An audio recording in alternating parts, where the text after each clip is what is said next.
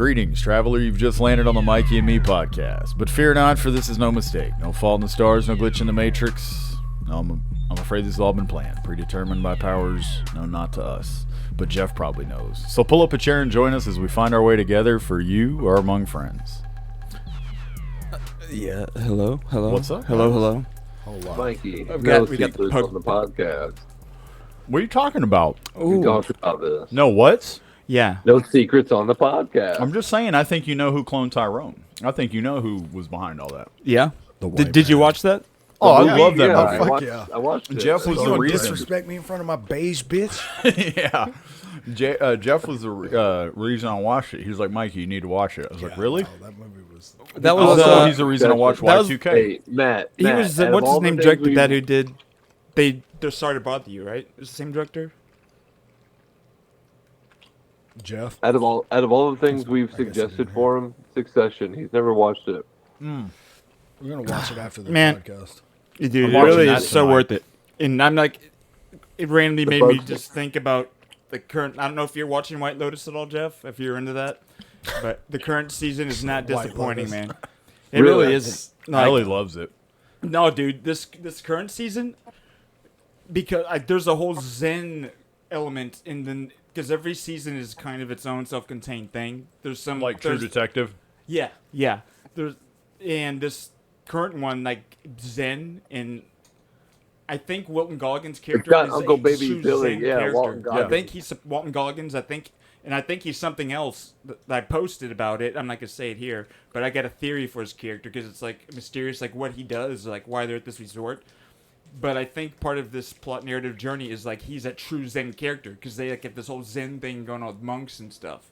So I think you'd like I'm really digging it. Like I've liked them all because they do unique things and it's pretty ridiculous. But for what it is, it's like it's So what is So like a sci-fi show? Or Yeah, like it's a what kind of- sci-fi like, action What's it show. on? no White Lotus. It's HBO Max. It's a It's drama not a comedy. sci-fi action show. Yeah, it is a Drama- drama dramedy. comedy. Yeah. Dramedy. Okay. Yeah, but I won't talk much more about Yeah. that. 'Cause- so Mystery. I was if going to say anything. along those lines, and also on the little catch up. We're going to do a little catch up. little mustard. Last Hold night, the Allie and man. I went to a place Allie? that apparently my girlfriend Jeff, Yeah. and apparently you got a girlfriend. This guy's it's in the middle it's the school. only one in America, in the U.S. All right, I think they're originally in Japan or some other country. Not I don't know. Don't quote me on that. I don't know what country. Go, what's the place though? World Springs, and it's World Springs, and it's like a spa, like outdoor, like spa lodge thing or whatever. It's like Okay. you So you're walking around it's naked super with a bunch of cool. strangers? no, no. Aside from being in the locker room, which There's nothing going on here, but a bunch of old guys hitting each other. with What happened sticks. in the locker room? look, I'm not. Stays in the I'm locker not room, talking about Jeff. it. I'm not. Everything It's was an fine. exclusive club. Everything Why don't was you fine. pay and go No, find but out tell what us, so happens? what's No, so happens it in was the it was locker great. It was just a cool place. But the reason I brought it up is because Allie watches White Lotus, and she was like, "This is giving me White Lotus vibes," and I'm just laughing. She was like, "This new season or whatever," and she's like walking around there like talking about But it's a fantastic place. If you're Where's in it at? Dallas, it's in the Colony technically. It's Okay. up off of like what is it like right off Interesting. So how long 121? do you spend at a place like that on a day? 3 hours. You're just kind of hanging around the sauna? You just literally do the different. No, it's not just the sauna. So it's so parched. no. So it's I kind have of a question for Mikey. what? Do you have to like get the girlfriend plug in like super early because she doesn't like watch the whole thing? Do what? Oh no, not at all. It has You nothing to gotta do with get it that. up, It's right? You because gotta get it well, it's right. because he was talking about. That's funny. No, it's because y'all were talking about White Lotus, and she literally brought that up last night about how it reminded her of White Hi, Lotus, and Allie. also I figured Go to sleep now. it would be cool to talk about this place that apparently I didn't know was only in Texas outside. The only place in the U.S. is in Texas is where you can go to this, and right now they're going to open one up in Topgolf. Like they're gonna no. Sorry, they're gonna open. Shut the. They're gonna open one up in Colorado. I'm trying to talk, and y'all are really fucking my shit up. If I'm being honest. you're good. So if y'all want to know why I'm fumbling my shit, No, keep, so yeah. that was a that good was time. it. She was happy. It's a good time. You like how Mike, I enjoyed it. or is it like worth the price? You just sweat your ass off, and Yeah. you Yeah, just get what do you dry. actually do in there? You just sit in a tub. oh, yeah. What kind of a dub? Yeah. So yeah. No, let's listen to Matt eat noodles. What kind of a tub? Huh? What kind of a tub? There's plenty of different tubs. There's Were there's you probably in a tub with Allie, or were you in your own tub? no. I was in a tub with a rubber duck. Yeah. No, there's like small places like that around Dallas. I've known people to go to. Some are open and they're like legit places where people go to unwind and shit. So it sounds like a place kind of like that. Yeah, some people might be into it, maybe not. Oh yeah. Either I way, dig it. Well, so I think we're caught up. I think we delayed something that our film class, right? I think we should just get right into it. Yeah, let's go. Last week it was the SNL Super Friends. Mm-hmm. And we're at the solid good year of 1984. 1984. So we can start off with some trailers. I can read a few notes just about the year real quick.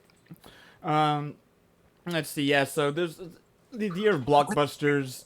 Like it really like science fiction, like Terminator, Dune came out that year, which the Dune that people shite on David Lynch's, but I still give it love. Ghostbusters came out, Beverly Hills Cop, Nightmare on Elm Street, Mikey, that came out this year. It's 16 Candles, John Hughes teen classic, Amadeus drama, which did a lot of Oscar fun, solid movie. And yeah, I guess what this year was a kind of John Hughes with the whole 16 Candles, this part of the beginning of the whole teen comedy that persisted until, I guess now. I don't know if they really exist now, like they used to, but so yeah, it's just a pretty important year, and I think a person was born that year that we all know, which I don't even know who that is. But so 1984.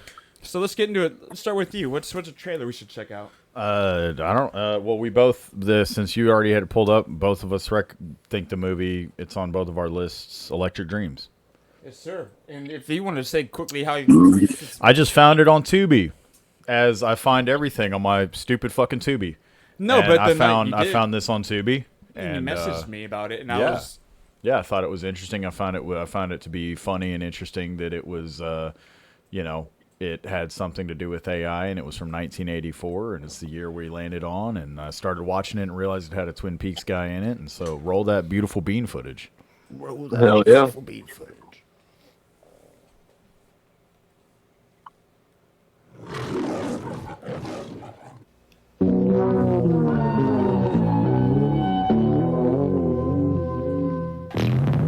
I know we work in a competitive institution, so I shouldn't tell you this. But take my advice and get yourself one of these. What is it? A computer. You should see the big one Riley's got in the basement. Can I help you? And Yes, he's I'm looking for one of those things the that Twin helps Peaks keep you character organized. that, You want unless you computer care about the show, code. you might like stereo not realize that equipment? he's Then you that just update agoraphobic parts that fellow. gets outdated. Oh, listen, stays I in don't his know house all the anything time. about computers. Nobody does. agoraphobia? But don't you want one for when you do I find guess out? basically kind of like Howard Hughes syndrome. You become afraid of outside of germs and everything, but pretty much.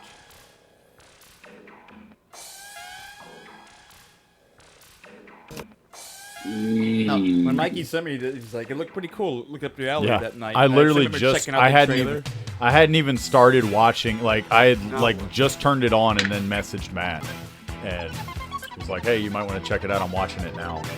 And then he like sends me a trailer or a clip of it. Like you say, you just randomly I thought scrolled to you'd that like clip to too, meet right? Yeah. It's for you. Hope Where it he's in feels the car alright. talking about AI. Like I just Oh, randomly yeah. scrolled to the middle of it, and he's like, "What?" Yeah. He's like, "I'm supposed to watch this now." And I watched it right then. I loved it. The soundtrack is what really stood out to me too. It's a cool story. But I love this. Oh my god. You're talking. How do you know so many words?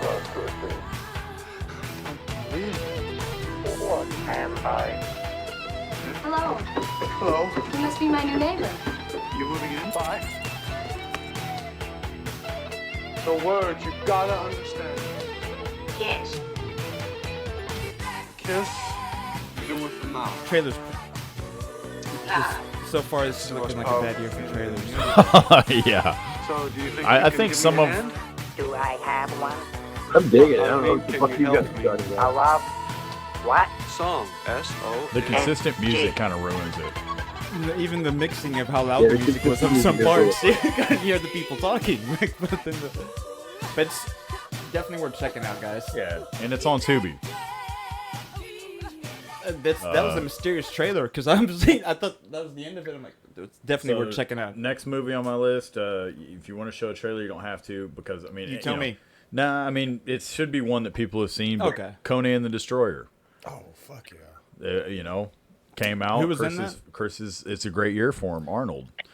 Arnold. That boy Arnold. So I realized I was like, oh shit, Conan came out, and I know that was. Caveman. Do you think we should show a trailer or no? I mean, Yeah, fuck yeah. Honestly, I've never actually watched this. yeah. Oh You've my never God. seen Conan? Oh, dude. This came out in Conan 84. the Destroyer came out in 84. Yeah. Okay. Because the Barbarian came out in 82 based on what was popping up there. Conan the Destroyer. Sequel. It's like The Eight. Godfather 2. People argue that this sequel surpasses.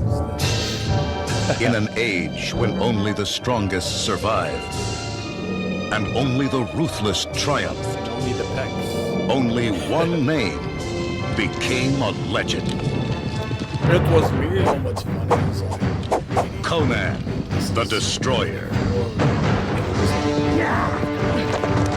Still competing. In his first adventure, he fought alone. The steroids. I They think the live last that one he slow won. while, I yeah. think the last one he won Must make a was perilous 80. journey. I want you to take That was her a- on that there was journey. a lot of controversy around him. He joins a wizard. What are they going to do? Oh yeah. Have lunch.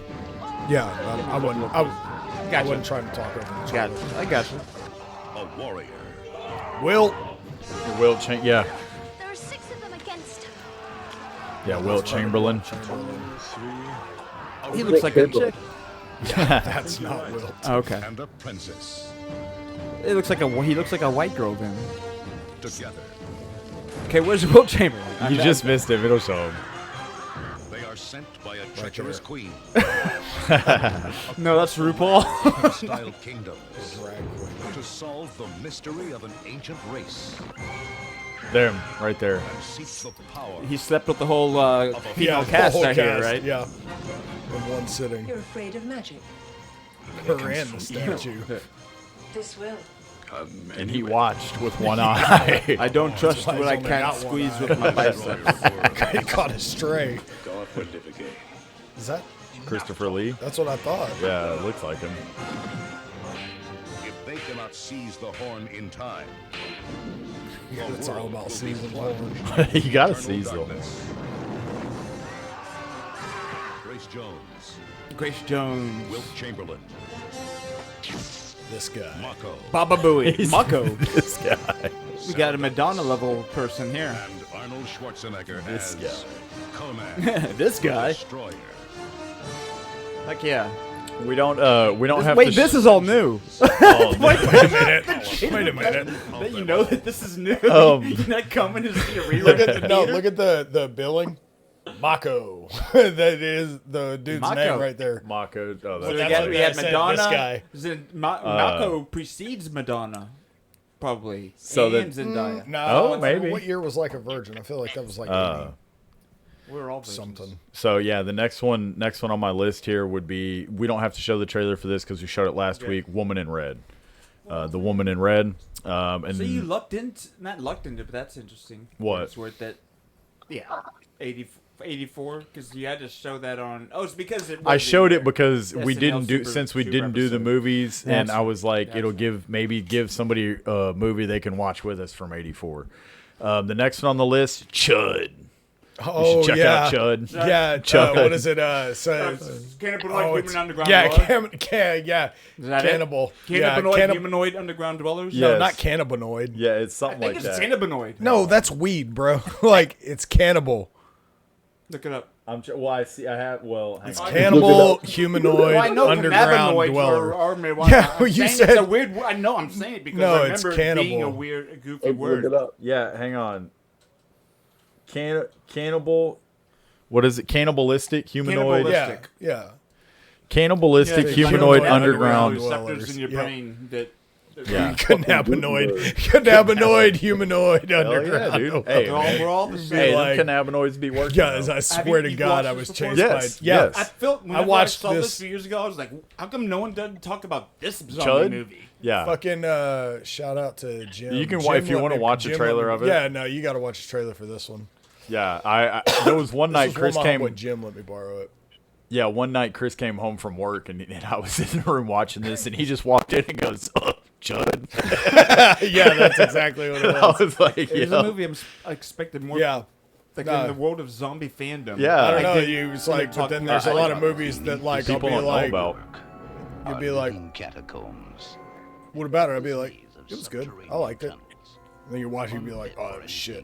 You're like, I would say it's a good time. Yeah. It's a zombie movie. It's a good It time. really is. Experimental. Yeah, buddy. What? And unlike Like rolling like a big shot. That's Dead what I'm talking about, Alive. Jeff. What? That's what I'm talking about, Jeff. That's a Ninja- big ass Ninja condom Turtles. she just dropped. they're coming up. CHUD. Cindy Lauper. CHUD. Check your basement. I guess because Oh, not yeah, 'cause zombies. it was They're the- monsters though. They're not zombies. That's No. right. Street. They're cannibalistic though. Hold on. Hide. So they have to have human origin if they're Is their using the word cannibal. I right? feel like the movie would probably explain is it. their time. No, I don't think it ever does. I'm pretty. I'm almost certain it doesn't. Living in the city of New York will be CHUD. Everybody used to be that. CHUD. I'm mad as hell. Yeah. And I'm not gonna take it anymore. You fucking chuds. Oh yeah, dude. Chud. All right, next movie on the list. You don't have to show a trailer for because been a popular one. Oh, excuse me. A lot of people may or may not know that it came out. Red Dawn, Yeah.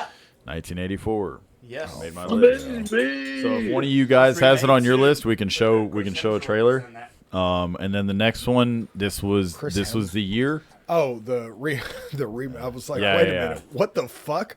Chris Hemsworth was in Yeah, he's the first known time That's traveler. fucking- The next movie, this was the year it debuted. A Nightmare on Elm Street. Yeah, that good was job. that was a good one. That'll do, pig. Do what? Yeah, that'll do you, pig. Good job. And then again, we don't have to necessarily show a trailer for it, but you should have seen it. The Karate Kid. Classic. Next one on the list after that we will be getting into and showing trailer for later. The Terminator. I had to put it on my list. I'm sure most of y'all would. The next one after that is going to be Police Academy. Oh, Fantastic. solid. Huh? That's Yeah. a trailer Always worthy. Steve Gutenberg. Yes. And then I have one more after this, so there'll be two trailers back to back technically, but this is You're like, fantastic. whoa, and Chris says something like that. We have to It's watch fantastic. the trailer. I mean, No, Police it's great. Academy No, I was agree. No, it is. like This it is was probably one gonna of be a those solid that- trailer. Wait, no, we can just watch the full movie. Dude, Yeah. I didn't. Yeah, they got What it are we on doing, there. dude? Come on. All right, let's do it. It's a classic trailer. Did you know Steve is. Gutenberg got interviewed after the California wildfires or during them, and the interviewer had no idea it was him. I believe They were like, "What's your Yeah. name?" And he was like, "Steve Gutenberg." it's kind of a big deal. Want you to go to the police academy. The police academy is such a dangerous place. Honey, don't worry. Desperate measures. Bow. I'm joining the police force. The mayor says we have to take this riffraff. I'm trapped here? Oh, yes. We all are. What about guns? When do we get guns? Fucking Tackleberry. In firearms, police procedures, local This scene. many other things. Everybody ducked, but him, Tackleberry. because Tackleberry knew that it was a pump shotgun, and Yeah, that so he had to already pump it fired again, the yeah. round, and he hadn't pumped it. That's funny.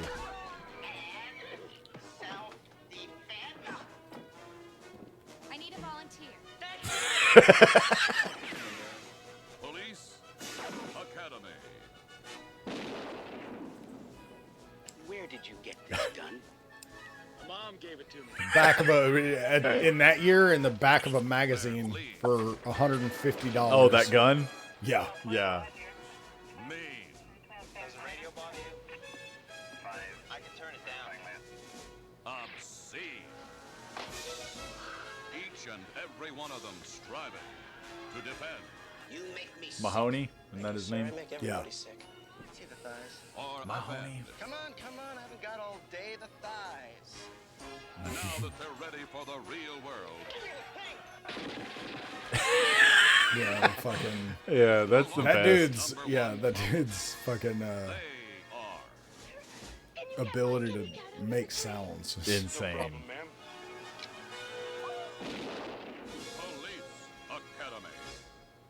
Is that a snoring pug?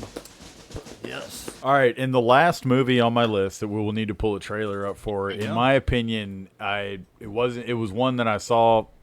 I was like, fuck it, I'll watch it. There you go. And in my opinion, this is an absolute cinematic masterpiece. A cinematic banger. I'm being for real. Like, this is one of the first movies I've watched where it was like every single shot was. It's like, I know people, I know shots in movies are like intentional and things like that, but this was more than just like intention. This is like, it's just amazing. Did you rewatch this one, or did you just this is one I had never seen, but yes, okay, cool. Paris, Texas. Once Upon a Time in the West. Absolute I did, number one on mine. Wim Wenders, yeah, dude. I almost was gonna do a deep dive on this. Really, dude. Every single shot in this fucking movie is like perfect, and the colors, like I don't know what they shot it in. Dean Stanton is the main guy. You'll recognize the main. No, character. I know. Dude. I'm so happy that you.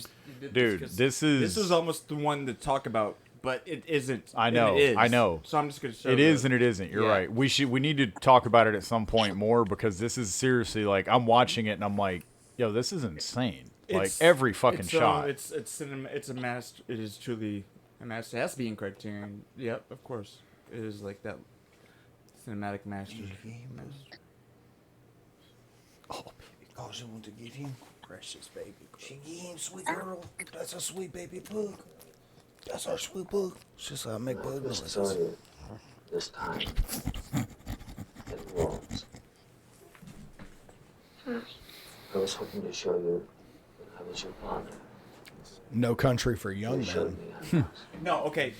I'm just gonna do a thing. We make fun of people who've looked old their whole life. Yeah, him. He might be the winner. Yeah, he really might. He might be like. He might. Who, this kid? No. Yeah. That's Robin Williams. Holy shit. He was way less hairy back Have then. you seen Jane or talked to her? It's like a movie within a movie at one point Thought you were too. dead, boy. Yeah, it's crazy. It's a slow been burn. gone? Though. It's definitely just like 4 years. Is 4 a years weird long slice time? of life, but not normal. It's just Yeah, that's the no. What is it? it's truly Paris, like Texas. I can guarantee you the safety zone will be eliminated. What's out there? I gotta go away now. Why? Because I'm gonna find her. That's the dad from Red Dawn, isn't it? Mm-hmm. Avenge me! Or no, Yeah. I want to find her too. I knew these people. These look like far They were right in love with each extremists. other. It's such a good movie. They're gonna put us in the work camp. He was kind of raggedy and wild. I remember Yeah. when She was 6 very or beautiful. Maybe the fucking second on my 35 list. looked like that. That was coming Loved out her of more Dallas. than he ever felt possible. The winner of the Golden Palm at the Cannes Film Festival and one of the most acclaimed films of the decade. Harry Dean Stanton, Nastasia Kinski, Dean Stockwell, Aurore Clement, and introducing You got Peter through. You Carson. watched this and you appreciate it. Dude. Look It at that- seriously look at this like guy. Look at Mikey. seriously was I don't know for whatever reason it was just like it was amazing. Paris, I'm Texas. thoroughly impressed. Yeah, that's for me. That was the best, probably one of the best ones. Oh yeah, good shit, man. All right, well, good stuff, Jeff. We'll let you go next with any trailers. What your list of any, you understand just what you want to share. What we should be a part of here. Gremlins. Let's talk about Gremlins. Okay, Gremlins. awesome. Yes, I'm so glad you put this on your list, Jeff. Because it was. This was the year of just fucking classic This movies. pug looks like Gizmo a little bit. Like movies, if you had seen all the new releases already at Blockbuster and you went to the fucking you went rummaging through, you probably picked up a movie from 1984. You know what I mean? Oh yeah, the middle The aisles. odds right. of You know what I mean? stumbling across a movie from Well, this area. because the killer- movie you the came to killer- rent was, even though they had 400 copies of it, they were all checked out. The new yeah. releases. Plus, So, who could afford to So I'll spend pull up the $5 Gremlins to rent trailer a because movie? this is definitely one I wanted to show. And for what it's Um, worth, this sound. Yeah, you can finish and I'll show it. Yeah, Are we doing Gremlins? it might as well because I wanted to show it. The Oh trailer, yeah, so I do could- it. Do it. Yeah, let's go. And dude, this soundtrack for this that dun, dun, dun, dun, dun, for me, I don't know. I love the soundtrack too. It's such a bonkers movie, I just think Gizmo's adorable. dude. Seriously, It looks like the Pug. Everybody wants a Gizmo. Steven Spielberg presents it really is like the Gremlins. most adorable character. Like, Billy And it's a Pelser great has a Christmas nice movie. home. yeah. Billy, is that you? Yeah, Mom, it's me. A nice job. A nice girl. If you're not doing anything this Thursday night, maybe you'd like to go out on a date with me? I'd love to. And loving parents. Technically, kind of Who are falls about under to the give horror, him and then No, don't comedy a shake it. little bit. We're gonna have to open it now. It won't wait till Christmas. the most unusual gift he ever got. The second one becomes It's your an new bed. insane comedy, and I've Come on, talked Barney, be about a good dog. Gremlins My too. dad gave it to me. before. Yes. Yes. But there are a few things to keep in mind. Or that was Trolls. If you expose it to the I light, talked about Gremlins, Gremlins too. too. Okay. if you get it wet, You'd be the one talking about it will Trolls. multiply. All that from water? They got wet? Yeah, plain water. And most important, no matter how much they beg, never, never let Eat them them eat after midnight. after midnight. Because when they do, they change. Rafe. They become Song right there, clever, dude. mischievous, What's going on here? That is a badass song. and yeah. dangerous. Talk about like a Brandon Jones OTS. Little monster. Like that shit. Is that Right. is that an OTS? It has to be. I mean, it's not a game, but I don't know, to maybe be worth thousands. having. The Or soundtrack. OST. Sorry. Yes, OST. Sorry. I'm Billy, OTS. what are these things? Where do they come from? Look, I know it sounds crazy, I know. But in a few hours, you're gonna have a major disaster on your hands. Imagine This some shit rappers drives just me starting up to sample it on the beat. They haven't, and there you go. Sample Gremlins, that song on the directed beat. by Joe Dante. They'll be expecting you. I like how they never show the gremlin in the, Hell yeah, in the dude. preview.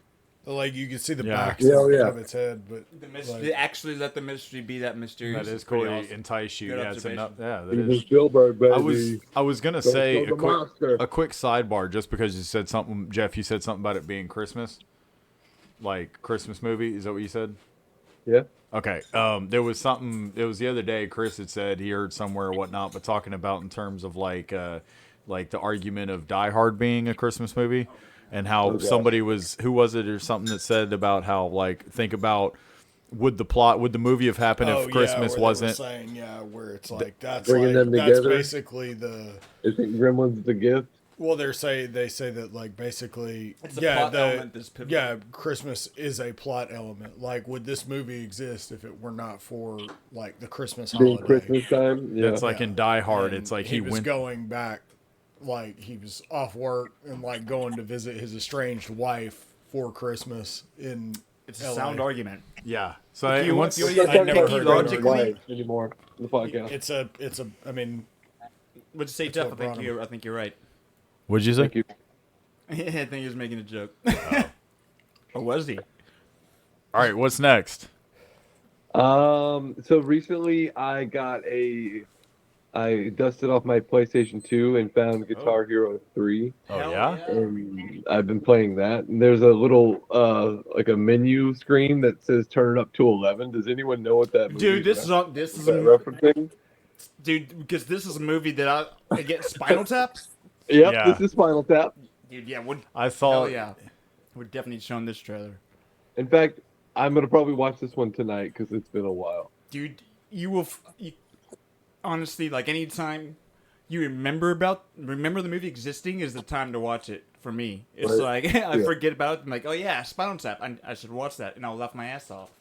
It's just, yeah, it's just good. They don't make comedies It's like so this genius. anymore. It was the first Christopher Guest movie. Now he's done all the series of just mockumentaries. This is the I first love all one. the Christopher Oh yeah, Guest dude. movies. Honestly, you wouldn't have The Office without Christopher Guest. Dude, it's Christopher Guest, man. We have a lot to thank him for. It's a bit of a departure from the kind of thing you normally play. What do you call this? Well, this piece is called Lick My Love Pump. This is the loudest, rock and roll, most explosive band in heavy metal history. This is Spinal Tap. It's such a fine line between. I remember the first time I watched this, I had no idea what to movie think. ever I made had no about clue. rock and roll. I remember always seeing it at the video store at Fight, and I didn't know it was a comic. Yeah, that's like I thought. I thought it was for real. The monumental classic. There was a Stone Age monument on the stage that was in danger of being crushed by a dwarf. The makeup of your audience seems to be young boys. Oh, it's a sexual thing, really. We've got, armadillos in our trousers. I mean, it's really quite frightening. It's really quite frightening. I'm sure I'd feel much worse if I weren't under such heavy sedation. Dude, these are good, like. Some very important shit came out this year, dude. When I was gonna say the trailer, like visuals are really good for '84, unless it was updated. Yeah, someone's done something and modernized it. Because I'm like, no, that's not original. I was like, okay. These go to 11. Like even that. You hear the voice? Yeah. Yeah, that's right. Yeah, like okay, it's the Fandango shit. That's what it is. Yeah. I got you. Yeah, I was tripped out for a second. I was like, holy shit. They were really headed. Yeah. That one, man. I was like, why were they making this movie if they could do that? They should just make like words. All right, Jeff, what's next? Yeah. All right, going through my list, I got Revenge of the Nerds was this year. We got Bush. We've got Bush. Footloose, classic Kevin Bacon. Yeah. Classic John Lithgow. Can I say the Footloose? I think the main reason I love Footloose is what it gave us in the Hot Rod movie with Andy Samberg. Punch dancing his anger out in the woods. Honestly, like in the same way Trump has Biden to thank for the second presidency, we can thank Footloose for that scene. Anyway, Was that another Footloose iconic he movie did that came out to, or this was year. that Flashdance? No, it's Footloose. Because I he don't goes know. Footloose, he goes to the warehouse. Kevin Bacon oh, does. yeah, and yeah, he's yeah, like, yeah, yeah, he's, yeah, he's yeah, like yeah. smoking a Damn shit, cigarette, yeah, and he's like drinking a okay, beer, and he like okay, throws yeah. the beer, and then Yeah. he flicks the Okay, cigarette. never mind. Yeah. Jeff knows the dance. Anyway. Hey, you brought it up. You brought it up. Anyway, I was another engaging. classic 80s movie, 16 Candles Yeah. was this year. Now here's the trailer I'd like to show. This is one of my all-time favorite movies. Okay. The Natural Yes. with Robert Redford. I had this on my list. This was number 11. It just didn't. We don't make lists. Do you know who? No, we don't. But I'm just saying this one missed my Do you list. know I only who- did 10. I Do you did know 10. there was an A MLB fucking team. player? I'm doing all. I know did the MLB players, 1,984 for Jeff. 1984. That's how many good movies. Chris has a question. I'm curious. Do you know the MLB player that like went so hard trying to be the natural that he tried to date Glenn Close? What? Are you Yeah. serious? Mhm. Oh. Who? Do you know who Do it you know was, who Jeff? it was? Sammy Sosa. I can give you a hint. A-Rod. Cleveland. He played for Cleveland. He had a Jim goof- Thome. Yep. Who? Yep. Say it again.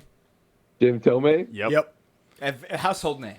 Jim Jim Thome. Thome. Like, Well, he was even- back then. He was pretty he's a pretty big deal. He was good. First baseman, I believe, right? Yep, first base. Big time like slugger, but like seriously, he patterned Yeah, but his Triple A, I entire. hear he dabbled a little bit in second. He was a weird dude. He For seriously real, tried he to patterned think he his whole was. shit behind the natural. He's a weird dude, but hey, you got him far. If he actually from the beginning did. Means the world to me. And desire. I'm not waiting for true love to come along, Roy. Hey now.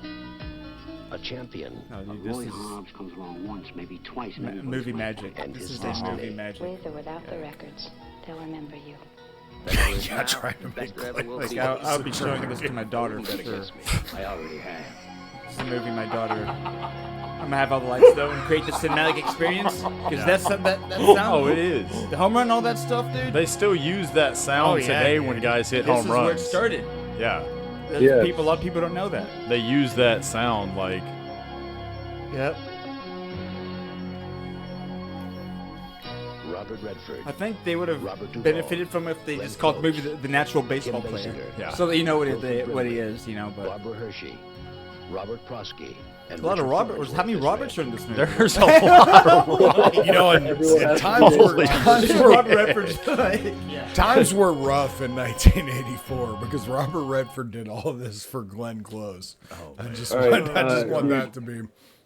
Here's one I'd really like to show a preview to, and then I'd like you to do a Google search of something afterwards. Okay. All right. This movie is called Cloak and Dagger. Oh, I've seen this. Yeah? No. Yeah. Let's go. It is not based off the comic books. I haven't read those either. Oh, Stranger Things. Oh, I think I actually have seen this. I guess it goes That kid looks familiar, and like him think holding the he- walkie-talkie and shit. Actually, I think looks it's like the an kid episode from of E.T. or Mystery something. Science Theater. It might be Yeah, the it kid could from be. E.T. They could have done. That's might have been Yeah, where I saw probably. it. Fucking Atari. I got an idea. The guy who gave it to me said something about some numbers. Fucking hackers. 300. Fucking aimbot. I'm trying to think, when did War Games come out? That was after this, later this 80s, wasn't I it? feel like that was like 82. I'm saying that. Is that the same kid? This would be. That's the kid from E.T., isn't a it? movie that exists because of War Games. Yeah, that's what it says. The kid from 83. E.T. Okay, yeah. So a movie that exists like after that did so well, it opened up the world for other video game related movies to This be was a made. year later. Yep. Whack the Lady Ace. Come in, Lady Ace. It's good thing you War brought Games his was actually used for the concealable video game radio. industry. War Games, a movie. Oh yeah. The spies are there. I'm talking on my super secret giant spy radio. So it's the whole idea of using video games, which is Just leave her alone. She doesn't know anything. I think it's got to join it up. Pretty Yeah. Much.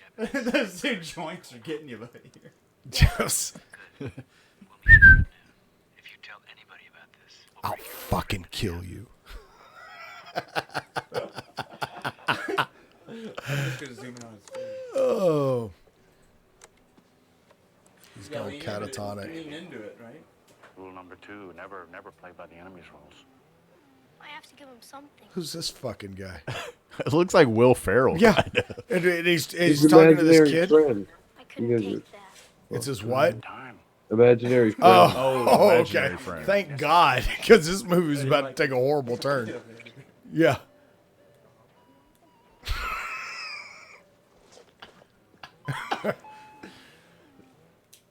Dude. All right, so what do you want me to look up about this, dude?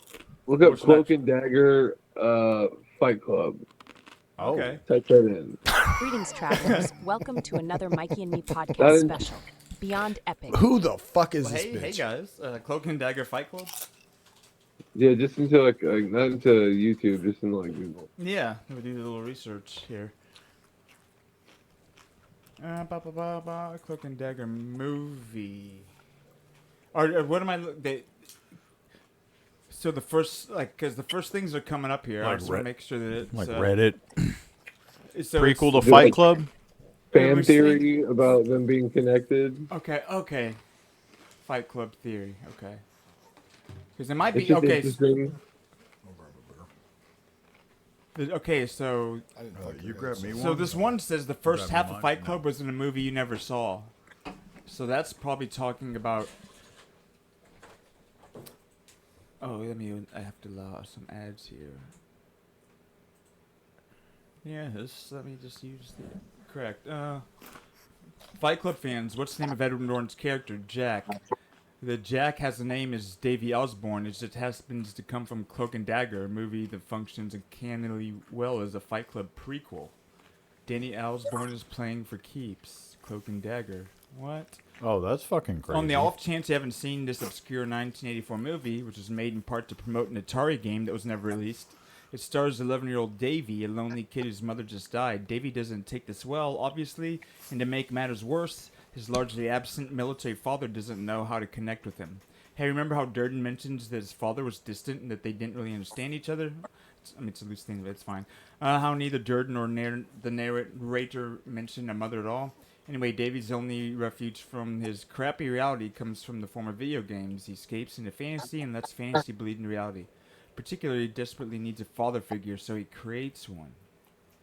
Interesting. That's Jack Flack, the star of Davy's favorite video game, Come to a Hallucinatory Life. I'm sorry, it was, the picture popped up on what I'm reading. Jack talks to Davy, gives him advice, interacts with the environment, and generally seems real, but only Davy can see him, just like the narrator Tyler Durden relationship in Fight Club. Interesting. Jack is a full-blown dissociated alternate personality that looks just like his dad. And his dad, like Durden, Jack is he is an amoral sociopath who doesn't seem concerned for Davy's safety. So, yeah, what's pretty crazy here though too is how this was influenced by War Games, and they're saying that potentially Fight Club was influenced by this. Which I get what you mean. It's like what you said. It's somewhat loose in a way. Yeah, but it's still it's cool. The because TLDR that they give here, I'll just get. Because long story short, Davy stumbles across a murder, and the dying man tasks him with getting a game cartridge loaded with military secrets to the FBI. This quickly entangles him in with dangerous enemy spies. Now Davy is a mild-mannered kid who's been thrust into a dangerous situation that he doesn't know how to handle. But Jack knows how to deal with the violence and intrigue. Okay, just like how Durden does all the dirty work that the narrator's regular personality can't stomach in Fight Club. The threats, the bombs, the nonsensical violence, the other guy, Durden, steps in. I can pretty sound comparison. Yeah. It's just, a little fun little theory. No, it's cool. No, it is cool. I mean, later disproved because in the comics Fight Club 2, they give the narrator a name and it's not Danny Osborne. Yeah. Or Davey Honestly, Osborne, I feel like it's like Chuck Palm that probably liked this movie as a kid.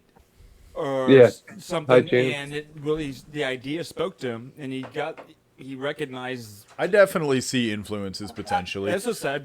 I could see influences. That the author probably was like the idea. It probably heavily influenced it, and that the beauty of art, that's cool that somebody was able to connect these two to point that out because it's pretty. That's pretty it cool. is neat. That's legit. Hell yeah, dude. Cloak and Dagger. Well, good shizzle. Well, is that your list, good sir? That's it. That was it.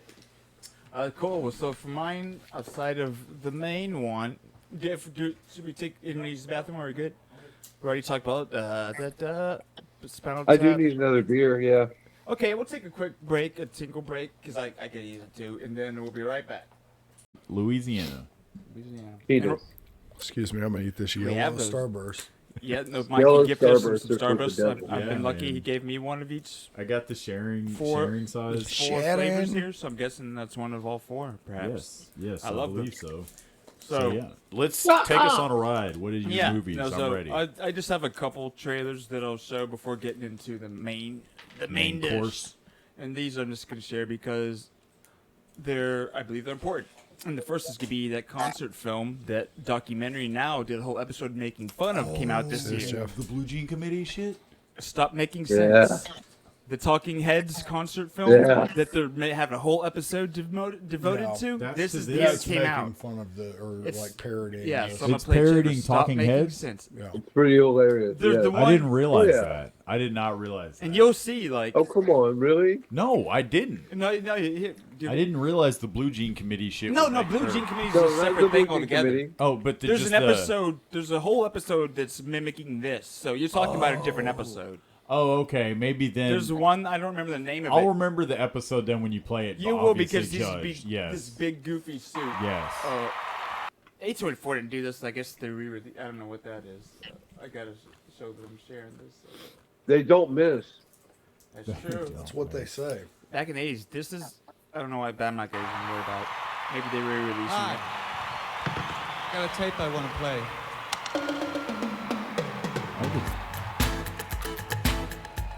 Considered the greatest concert film of all time. Yeah. What's this one called?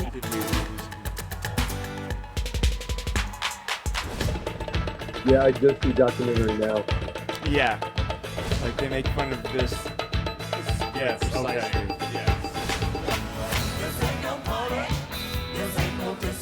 Maya Rudolph is in it. Yes, dude. Genius.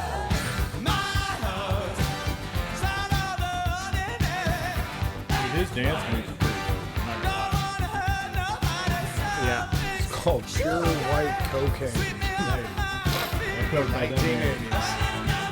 Coke cut that man cutting up. Had everybody fucking cutting up. Had him cutting up. So A24 did a whole. Did they bring it back in theaters? That's what they did. And that would have been worth going to. Same as it ever was. Same That really would have been worth Same as it ever was. Same as it ever was. So yeah, Jonathan Demme, very early in his directing career, actually did this.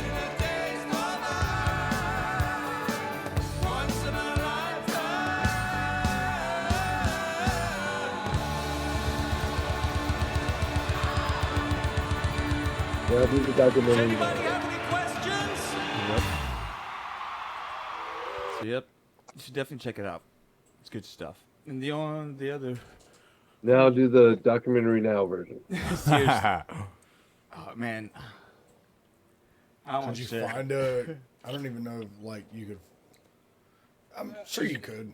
I have to have a trailer document. There'd be something. I wouldn't know if there would be. Yeah, if there would be a specific You don't even trailer because it's documentary just an now. episode. Talking Heads. There it is. I'll just see what pops up. Yeah. Yeah, there it is. Oh yeah, no, this the you just play it at 4 times speed. It'd be like a trailer. Okay, here's test pattern versus Talking Heads. Okay, yeah, so much of it like they. I think so it's they like a don't shot have, for like- shot of. Yeah, they did a comparison.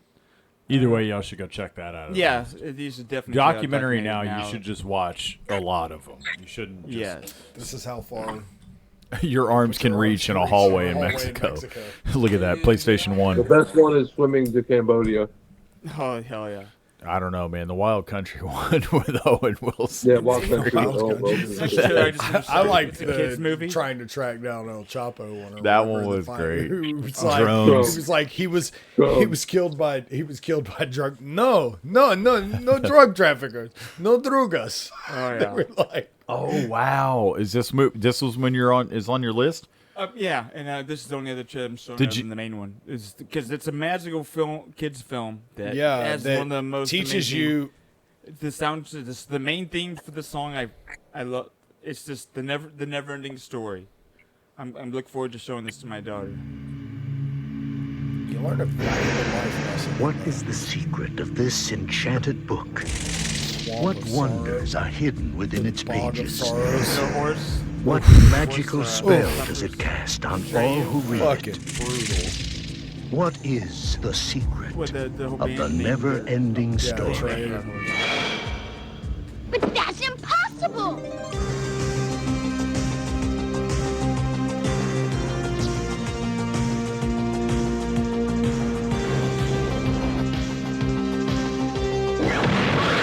You will enter a world where a young boy's imagination becomes a vivid reality.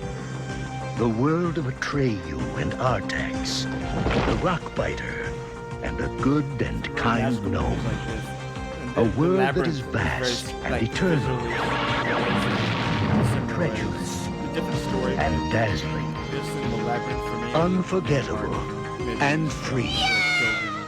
For anyone who's ever made a wish, believed in a fantasy, or had a dream, this is the never-ending story.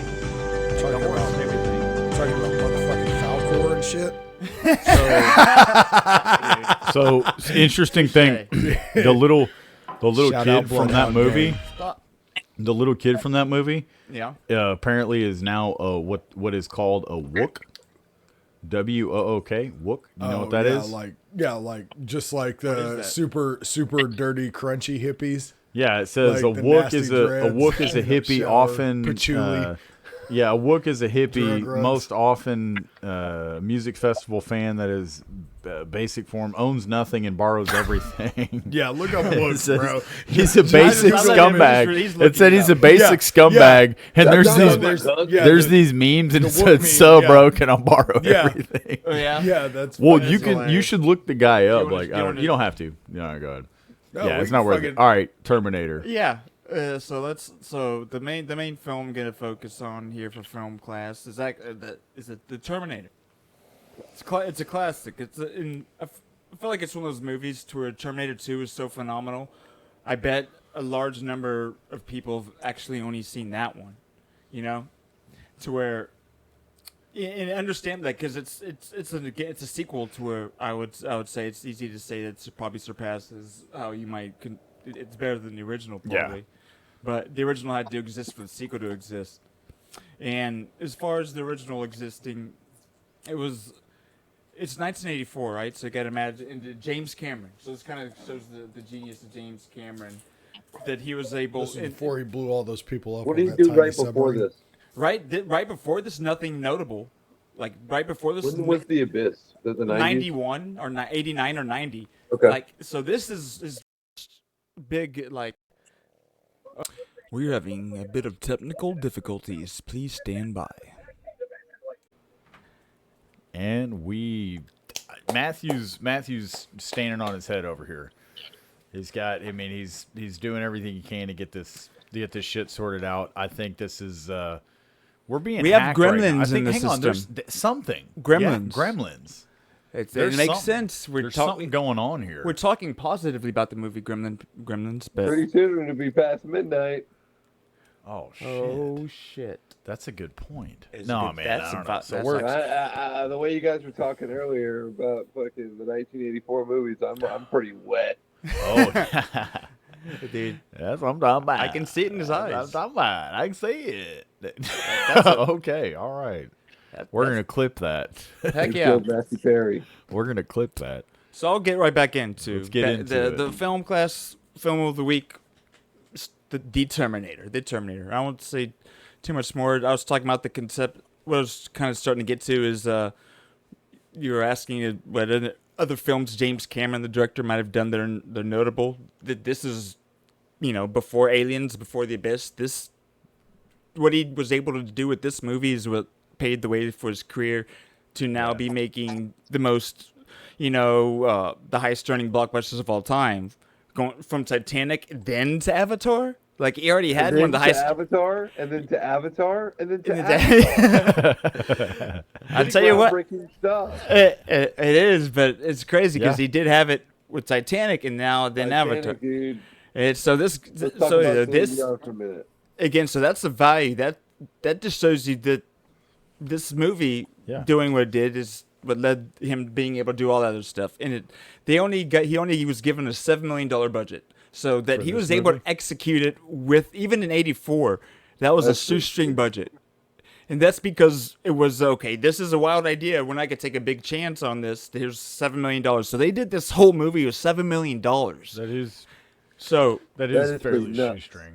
It is nuts. A lot of people don't know that. So it's wild. So I kind of blew through some talking points. It was innovative, obviously for reasons because it mixed science fiction, action, thriller elements that, again, it wasn't done like on this scale before. It blended its use of practical effects, obviously for the time, but they had to. They're creative. This is a movie where the budget forced them to actually be creative, and a lot of things they did was because they worked within what they had, and so it actually worked for the service of the movie. And this film, like I was already talking about, established James Cameron as a visionary, and from here, '84, he did Aliens, which came out in '86, the sequel to the Alien movie. The Aliens, a lot of people's favorite Alien film. A lot of people would say it's Aliens, the sequel. So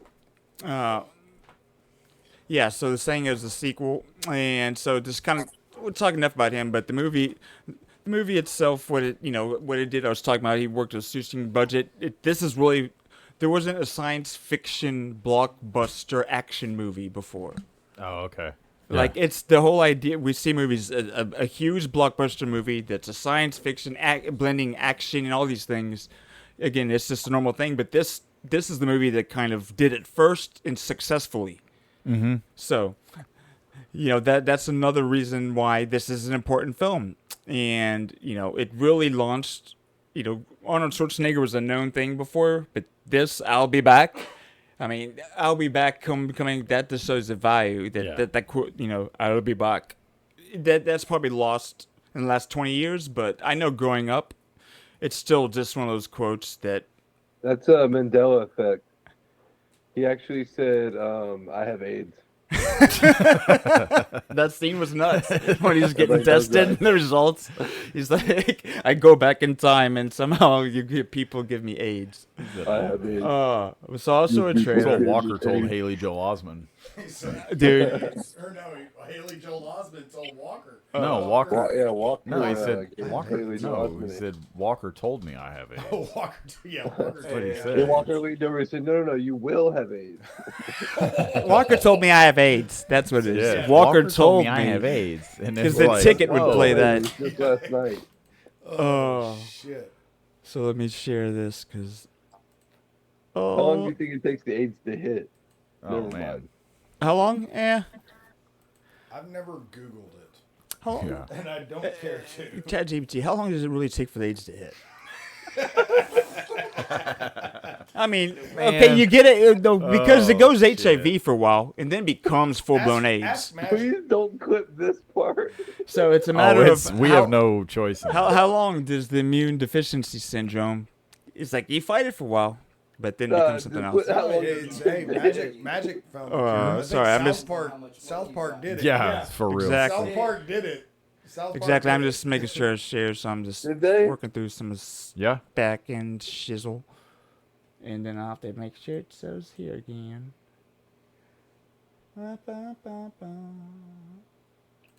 Chrome miscellaneous. There you go, Jeff. Get comfortable, man. Shit. There we go. And There here you we go, go. The trailer for the Terminator. Move your camera a little more to your left. Not too much. Well, that's fine. That's fine. Right there. Nope. Back a little the other way. Right there. No, a little more. This weapon will be powerful. Perfect. Versatile. And indestructible. It can't be reasoned with. It can't be bargained with. It will feel no pity. Doesn't care what color you want. No remorse. Like I said, big ear for Arnold, man. He had Conan the Destroyer, and he had this. Only one purpose. How do you do that? How do you do two movies in 1 year? How does that happen? Well, they filmed the movies years before the year they're released. So they were filmed at different times entirely years before. You're dead, honey. They just happened to be released in the same year. Hold on, wait. But okay. But how do they both get released at the same time for years? I tell you, not that crazy. The studio says, I'm going to release this movie on this date, and the other studio says, okay, cool, I'm going to release the movie on this other date in the same year. No offense, but that's cap. That's cap. They're strategically, they probably space them out to make the most money each. After this preview, I'll be I'm here to help you. Michael Bain, he ends up working with them a lot using aliens. You've been targeted for termination. The alien. Aliens. Aliens. Because Alien was the first one. That's Ridley Scott. Yeah. Dude, his fucking outfit in this is pretty. That jacket was pretty dope, dude. That gray jacket, that bike too, fucking pistol, man. Arnold Schwarzenegger is the Terminator. There you go. Go give it a watch. Go give her a watch. Actually, I have a unique takeaway from this movie that somebody pointed out that I saved a while back that I was going through my phone trying to find. What would that be? Never realized this, but Kyle, the main character. Yeah. Before having sex in the movie. Kyle escapes from the police, easily confronts and gets away from the T-800, shoots the T-800 in the eye, gets shot and doesn't even care. So is he the real Terminator? Post-sex Kyle becomes slow while shooting the T-800, can't even catch him with bombs, gets shot and passes out, ends up with a broken neck. What the fuck did Sarah do to Kyle? That's freaking hilarious. It's an astute observation. Lens to watch that movie through. Dude, It just goes to show, and he you did got to all protect that in a pair of homeless man's underwear. Hell yeah. Well, 1984 film class. Not on film, dude. Put her down. Say good year. Oh, we need to figure out next. Let's get the old random. Oh yeah, Oh, and by the- and- spin the and by the spin the way, randomizer. I would like to point Hit out me in the that mouth. that movie told us not to make friends with these things. All right. Yeah, and that movie All right. Hey, also remember, didn't if know it's that a eggs year, were going to what you cost guys have to give me- $15. So we got to be. What'd you say, Jeff? If it's the secret year I picked, one of you guys have to kiss me in the mouth. Okay. We're trusting him, but he wouldn't lie to us. All right, he lie to wouldn't us. lie to us, dude. 1972. We haven't done that year. 1972. No, we did 73, I think, and 74. We have a log somewhere. I'll check. I'm pretty confident we haven't done this year. 1972. Look, I'll Jeff. tell you if Jeff's you wanna give favorite me a- year. I can already tell you that much. But luckily, actually, Jeff, does one of us have to kiss you in the mouth? Was that the year you picked? No. Oh, What was okay. the year then? Tell us, No, you please. can't tell us because every week we're 1 year closer if we don't get it. Okay. It was definitely not this year. All right, Jeff. That's secret. The elusive not done secret 72. year, man. If one day we're lucky enough to know. So the film class. All right, so that's No, that's not really. It for the Thank you, film class. everybody. And now, Mikey, let's what do you have move to on. say? I don't even know, man. Okay, so here's what I have to say. You know, we haven't talked about sports, so I figured throw a little sports thing in there, something everybody could speculate on. Something that's right? not soft on the feelings of Luca and Sports in a larger context. So, yeah, sports in a larger context in a debate. The overall debate of something that I hear all the time in one specific, but then it made me realize that, okay, think of it in, think of how many other sports maybe it is or isn't even relatable to make the comparison. But like, so for instance, everybody wants to make, it's baseball season, it's upon us, it's getting here, and people want to make the comparison about like Shohei Ohtani and Babe Ruth. And how Shohei's the greatest, Babe's not the greatest, and and it's like, number one, it just seems it's kind of ridiculous to compare in this sport for the context. It's like in this sport, it's somewhat like Apples to oranges, because other dude. ones I I would say like in boxing, it would be a closer comparison to say greatest of all time because that came down to just being tough and hitting hard, and because it's like some dudes, for instance, it's like. How Like do you Jack quantify Johnson, hitting hard?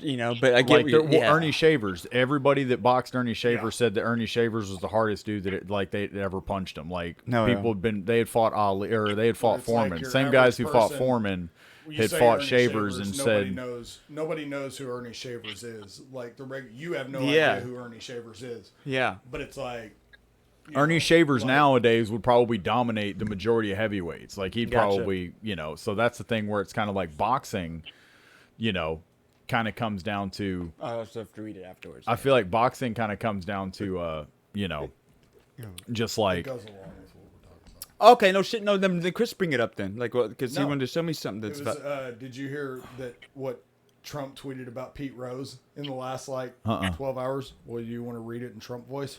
What did he? Trump shit. tweeted that in the last 24 hours. It says Major League Baseball didn't have the courage or the decency to put the late great Pete Rose, also known as Charlie Hustle, into the Baseball Hall of Fame. Now he's dead. Will never experience the thrill of being selected, even though he was far better player than most of those who made it. It can only be synonymously. I don't know this word. I'm struggling. Posthumously. My goodness, what a shame. Anyways, over the next few weeks, I will be signing a complete pardon of Pete Rose, who shouldn't have been gambling on baseball, but only bets on his team winning. He never betted against himself or the other team. He had most hits by far in baseball history, and won more games than anyone in sports history. Baseball, which is dying all over the place, should get off its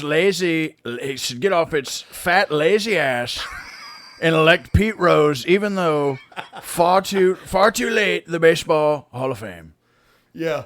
He actually tweeted that in the last 24 hours that he's going to pardon Pete Rose. So he's the greatest athlete of all time? He's so, actually no, he's up that is there interesting with and relevant. What he was able to accomplish in baseball. So either way, but with in regards to the Shohei what's it called debate, I had been thinking of it stuff in that terms, Shohei versus Babe Ruth and how absurd that is, kind of. Yeah. And then also realizing, thinking of just the overall.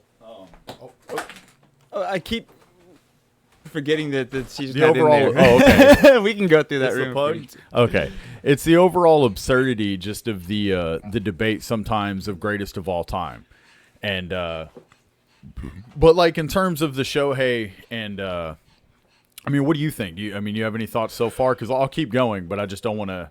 Yeah, I mean, so some of my initial thoughts that we had when you shared, talking about this. Again, because I like baseball not as much as you, but so it's like we're talking. For me, baseball is relevant for the conversation as far as like we're talking about comparing athletes from different eras. So that in itself it's cool. I like it if they're excited about baseball enough to talk about it. So that's my first takeaway. That's cool for baseball, but then just the logic behind actually trying to make a sound argument.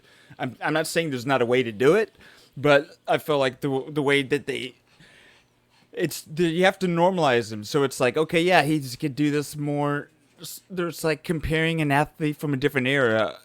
It's so bonkers. Yeah, of course, if we got them both in the same room now, obviously Shohei Ohtani would probably, I would hope he would outperform Babe Ruth in every category because we have humanity in itself has progressed, and we have there's so many reasons to go it's on. like just the nature of like life and existence. Yeah, and the one thing that I would say the analogy is thinking about movies and inflation. This is a great analogy. The way, okay, so if they'll talk about going back to movies, like, okay, what's the highest grossing film of all time? And one of them was released any time in the past, they do adjusting for inflation.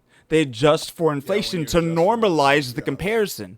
Because you want to say, like, okay, that movie made, it might have only made $100 million in the 80s, but in today's dollars, that might be $1 billion or whatever else. But you would normalize and adjust it. So in that same concept, it's like, okay, the sports, you have to normalize it. The normal of baseball in Babe Ruth's world, he was the best. So that's whatever the best is in these modern times, they're right there equal to an extent, and then you want to fine tune the comparison. But for me, it's like you want to normalize them first. Well, like as far as fine tuning the comparison or whatever, like, how many players in the major leagues right now would you say are on par with Shohei? Do you hear that? Am I crazy? Did you hear that? No, there is something I'm hearing. It's from Jeff. It's because Jeff's phone is too close. It's echoing off of whatever surfaces it's on. It's literally just that was all. Oh, it's just the phone positioning. That's all. Yeah, that was it. Okay, but he's good. I was going crazy. crazy. He fixed it. He's fixed it. But that, like, how many players, like, where it's like, would you compare Shohei to right now? Like, how many players in the league where it's like, you talk about like the MVP discussion, or whatever, where it's like, obviously people don't do from both sides of the plate what Shohei does, but like, from an offensive side, there's plenty of players out there that do, or are on Shohei's level offensively, But I feel like when Babe Ruth was doing it, there was no discussion. Yeah, and for like, sure. Okay, I get what he's saying. As far if we want to add a star for the finding tuning of how he ranked in his modern era, how far did he outlie within his era of dominance? That's kind of what he's saying. That's a good point. His era of dominance. No, and that's like what with Shohei, you could be like, Mike Trout is an equivalent hitter, or so or all these guys that are competing for the Triple Crown every year are equivalent hitters to him. Or your pitchers that are, and like I said, it's like you're removing the fact that he, like is a both ways player. Yeah, so that's cool. But that's a good point. Yeah, no, and no, he is it's exactly right. And I was fine tuning it. Yeah, no, and I was gonna say that it's like, you have to look at too that with one of the things in the discussion is that like whenever if you want to try and say like greatest of all time, you can't ignore like while I do think it's absurd, you can't ignore the fact that Babe Ruth was doing what he was doing on pretty much natural ability. Yes. And natural it was picking up alcoholism and cigarettes. It was picking up a baseball bat. Yeah. And swinging it, and he just naturally could hit the ball and see the ball, and pitch, he could too. also pitch well. And it was like, whereas guys nowadays, not to discredit guys nowadays, but it's like, you know, the guys now, the game is in such a level of refinement because they have all of this data to look back on, and they were able to look at people who were successful and who hit home runs and slow footage down and see, oh, okay, this is how the mechanics break down. Yeah. You know, and so you to have an extent, technology to actually have pitches and so fine-tuned, like what you're saying. Yeah. And so, you know. It was just a game. It was just a game when he was playing. Like, it was the early days of it being a game when he was playing. Yeah, and now I mean, but he still was getting, and but he still, like, later on, it was like, no, I think that would be, I think that goes further to prove his greatness. Is that at that point it hadn't become this specialized, you know, business and everything that it is now, where it was like. Well, and that's what I was gonna say. They were still making money. Like he was. No, I know. So there still was a business, and he still was getting paid, and people. So, but you're right. There was more. The pure innocence of the game was still there when he was playing, and it wasn't something that was. Where it's like, but people were still trying because, like, I mean, what was it the 19? What was the Black Sox that threw the game? There was money on it. Yeah. So it's like it was still a business, and it's like, but I guess I mean more like in the sense that I feel like the average MLB player didn't use the MLB as a career. Like that's why they have things like because Ted Williams was fighting in World War II, and it was actually an interesting stat where Ted Williams is like during World War II fighting in World War II had more like hits or plate appearances or played more games than Anthony Rendon has in the past handful of years because he's been so hurt. Rendon. Yeah. But either way, again, on the comparison and like of baseball and stuff, I'm doing exercise with the Shohei and Babe Ruth talk. I had visual comparisons I thought I would bring. Hell yeah. And just to show kind of somewhat the absurdity of the debate sometimes when people, this is a baseball glove from 1949. This is a reproduction. It's a shoeless looks Joe. So leathery. It reminds me of my grandmother's face. It reminds me of the. Wait, that's from 1949. 1949. It's and a Babe Ruth. Recreation. Okay, gotcha. Yeah, so Babe Ruth's last game was 1935. So this is newer than what Babe Ruth was like. State of the art technology. So this is what these dudes were playing with back then. Do you have a baseball? So put a baseball in the pocket of that thing though, and look at like this how guy brought a baseball. But how little margin of error you have in the webbing. Like hold the webbing up, where it's like there's very little pocket. Like you really like playing catch with those gloves. You really have to two-hand catch the ball. Like you have to kind of. Here's my hand as reference for the glove itself. Yeah. Yeah, it's pretty. It's like a fat oven mitt. Yeah. Short little fat oven mitt. But then, and now here's a modern baseball glove. So they got cheat code glove. This is what it's the like dudes they got now. It's like if I'm playing a video game, I want the advantage glove that makes it easier. And look how you see that's an infielder's mitt. That's it's a Rawlings like. They haven't changed really since that. And now that they were at this level of baseball glove, it's like the only thing that they advance from this point is like the quality of leather.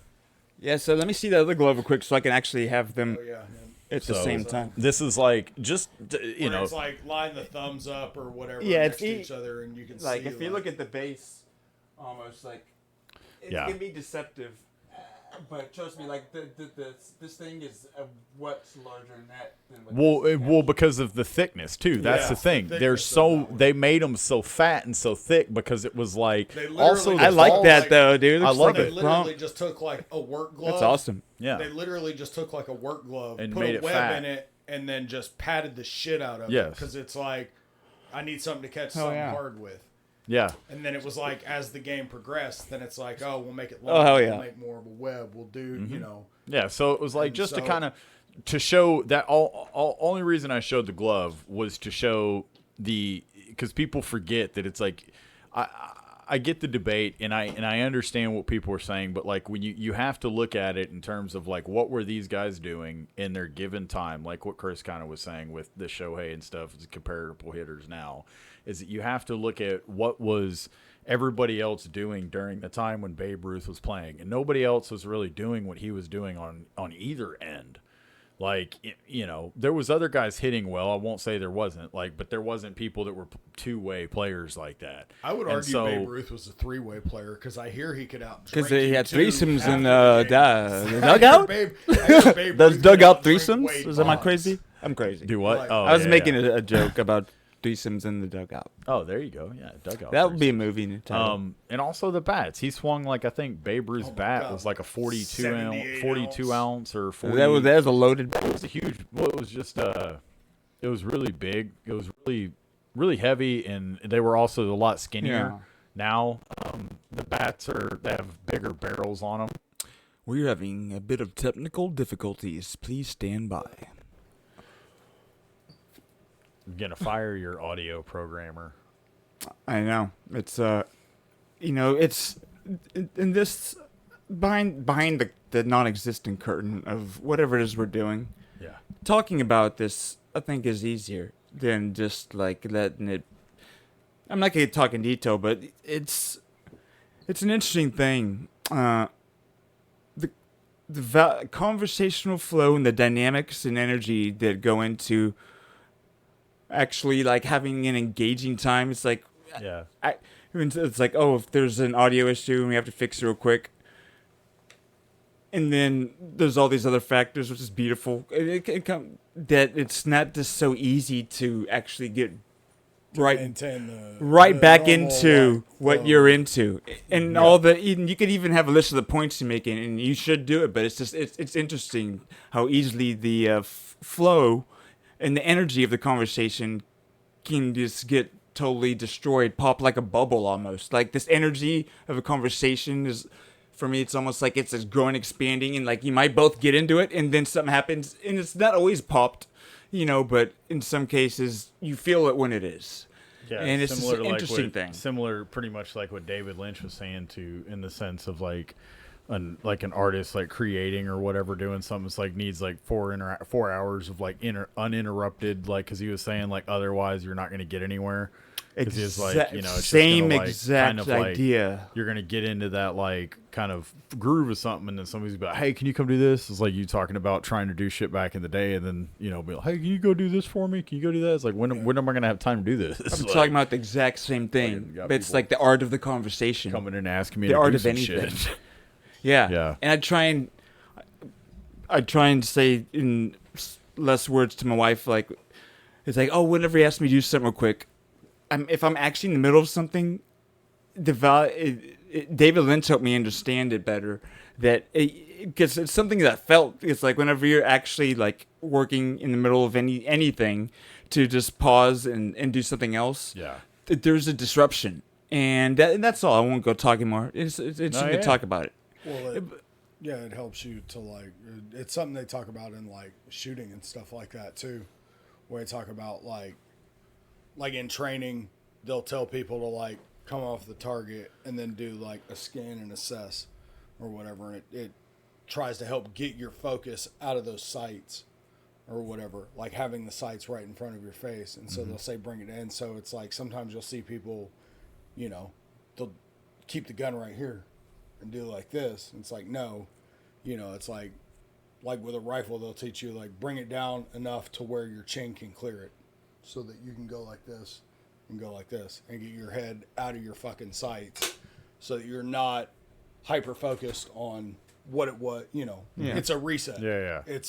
I was doing this. Yeah, it's a reset. Now I'm no longer doing this. It's like a palate cleanser. And it's like It's like a palate cleanser, but in a I'm different actually sense. not doing this because if I don't bring this down enough to be able to do this, then I'm not actually doing this. Yeah. Does that make sense? No, it does. It makes perfect sense. Like I said, I relate it to a palate cleanser. Like when people eat certain foods, they put ginger. You Or like reset your smelling mouth colognes. to actually get back to the baseline of what you were doing. Or like when you smell cologne, they have you smell coffee beans or Yeah. something like that. So like, yeah. That's fascinating. So all that to get to. We're talking about baseball. We close out while you were talking, and I'm not gonna. I had Grok. I was using Grok this time. I asked The internet fucked us. Yeah, no, I was asking basically we're saying who's the greatest baseball player of all time. Actually, you can talk for a minute while I'm actually making it happen. Yeah, no, again, just I think it was an interesting conversation. I hear people have it all the time. I've even heard current or former players and stuff on podcasts talk about it and how, Babe Ruth wouldn't cut it today and stuff like that. And, to me, it's like, hey, I mean, I saying that he wouldn't cut it today is kind of like, I don't think that's necessarily true, because if he was around today with his ability and all of the access you have now to training and techniques and everything, I think he'd be just as good, if not better. Yeah. So with his ability, like I said, when it was literally still pretty much just a game. Yeah. It was still in its infancy, and Exactly. it's like, So I asked it, who is the greatest baseball player of all time, normalizing across eras. Which I don't have. I probably didn't even have to do that, but just to kind of.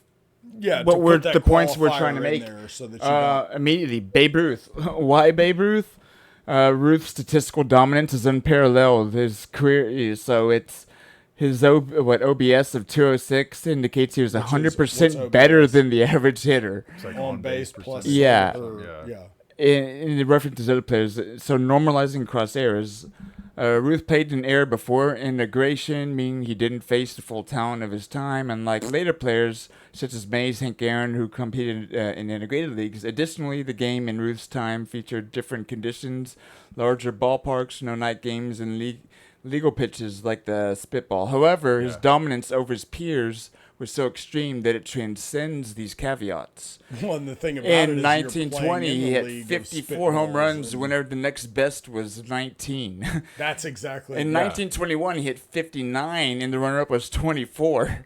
Yeah. His gap in production highlights how far ahead of his competition he was, even with the era's limitations. Yeah. And so, And I too, think didn't that it says say enough. that he was playing with like the spitball or something? Yeah. Yes, Or it's that like something, he was playing with illegal That pitches? it was when it was still Yeah. a game, and all the dirty tricks. Yeah, they didn't have.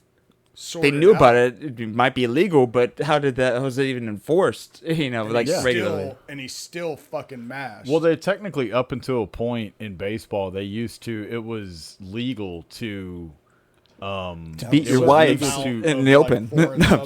No, it was legal to dirty the ball. And it was called the black. Type into ChatGPT for reference. The black. Actually, ball. this will. It's we're about to. Oh, this says hey. The black ball era in baseball. Say, what can you tell us about the black ball era in baseball? I believe. The black ball era in baseball refers to the time when African American players No. were excluded. No, from not that. Major League No, Baseball. give me more. Okay, give me more information. What you're about to ask. At a time when Referring to a pitch, we're referring to a certain type of pitch when I say that, correct? No. Or just Yeah. give me more information. The black ball era is not. Yeah, I don't want just tell me what you want me to say. Okay. Exactly. I was just gonna. The black ball era in reference to pitchers being able. I think you turned it off. You don't have to look it up. Oh, I'll yeah, talk. I did. No, I was gonna say. Well, you could do it, but it's like okay. That's fine. if you It wasn't the No, I was segue gonna that I say- wanted it to be. So keep going. No, I was gonna say, like, you just ask it like the black ball era in reference to being able to throw what are now considered illegal pitches or to Okay. use a dirty ball. or a No, scuff it was. ball, It like- wasn't the whole. There was an era. There was a point in time in baseball where it was accepted for pitchers to dirty the ball on purpose. It wasn't something where it was a hush hush. You can have pine tar on your wrist and grab a pine tar. No, these guys would have mouthfuls of chewing tobacco, and they would totally spit on the ball, rub it in the dirt, and the ball, by the time the game was over, would be fucking black. The ball would be Okay. black with tobacco, is my point. And it wasn't something where, again, hush hush, be Yeah. quiet. Yeah. Guys would go out there, No one that mash this ball up, dirty it up, and they would throw ball. and I That's guess what they that's would what I'm pitch saying. with. And by the end of it all, they black eventually had to get rid of doing this. They had to police it because a player got killed because he couldn't see the ball. It was a pitcher. The ball came right back, hit We're him in the talking head. like what That's decade what I was was trying to like figure the- out. That's the- why I was trying to have, but Okay. it doesn't matter. Well, it was back in like 19, probably Probably the up until 20s like or cut off like 1915, 1911, 20, Okay, early 1900s. somewhere in there. 1900s. But either way, it was fine to do it, and so that all that to say that this was during a time when there was all kinds of other shit that players now don't have to deal with. The game is in a kind of a controlled state of you know what you're dealing with. There's no That outside. era saw the rise of the Negro Leagues, where many. And then It's but like the thing about it goes too, back though, and is good. that I it's know. like I've been told to shut up and whenever you I have a didn't second. see, like I said too, like the level of, because it's like I feel like obviously like we have for the last several years, but I feel like we're now really getting into the era of seeing that generation of kids that were brought up with specialized coaching from the time they were a fucking fetus. Yeah. You know, because I know when I was a kid, there So was should like all get there better. was The travel product should get baseball and there were things like astronomically that. better. And it's like, but now it's like, it's so far, it's, you know, like even when Mikey was young, it's like, you know, the So I was level just of expected to get better and specialization more. it's It got- did better. No, and Like, that's what I'm my saying is like, thinking of and it. so, you know, it's gotten so far to the point now that it's like the generation that's like a little bit younger than Mikey is now like in the major leagues, and you're seeing what that like from the time they were a child being conditioned to. So we're seeing fucking that quality swing, you know. pay off in the current baseball. That I if think you actually that's, into I it, think that's where it's like the highly specialized, like you Where you there's fire a the- bunch fire of the good hand, players. Zone one, Preston. When they realized that, like, you know, they've just, again, what I was saying earlier about the game is at such a level of refinement just because you have all this stuff to look back on. You can go look at videos of Ted Williams and Lou Gehrig and Babe Ruth hitting a ball, and you can see some of the things that you need to take away. And, you know,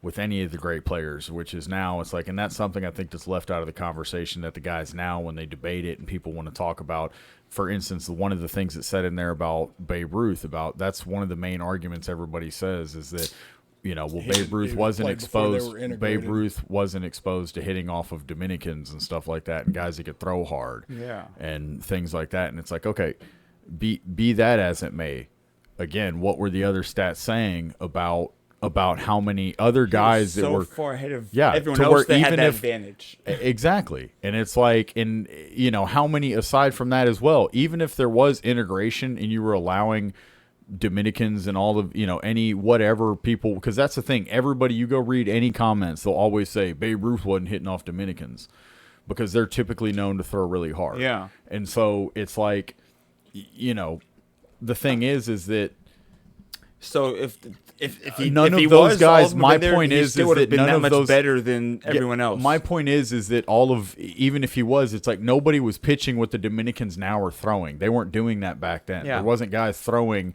It's because the dudes had different windups. Yeah, they it's didn't like understand. so guys weren't they didn't throwing, understand. You can how to simulate he throw. was. 100 Maybe he miles an only hour hits with 40 movement. home runs, and the next guy only hits 15. Like Yeah. it's No, and that then we was- just the numbers are lower, but he's still that much better I than guess everybody that else. was kind of the point that I was making, was that it's like nowadays when you talk about the MVP conversation every season, where it's like, is Shohei the MVP? And it's like, nah, you could make an argument for this guy or this guy or this guy every year based on the stats they're putting out. But, you know, it's like, from what it sounded like that was saying, was that it's like, no, when Babe Ruth was playing, the next closest guy wasn't even fucking close. Yeah, and that's exactly. what He dominated that's what I feel so like far ahead. is lost in Yeah. today's conversation. No, where absolutely, it's like- and that's where it comes back to Matt's analogy of the economy thing, or the like adjusting this for movie, inflation. this movie in the '60s, it grossed $700,000 or $500,000. Yeah. and people were like, "Pff," but 500,000 Yeah. in the '70s was some odd So if million we- today. yeah, shit.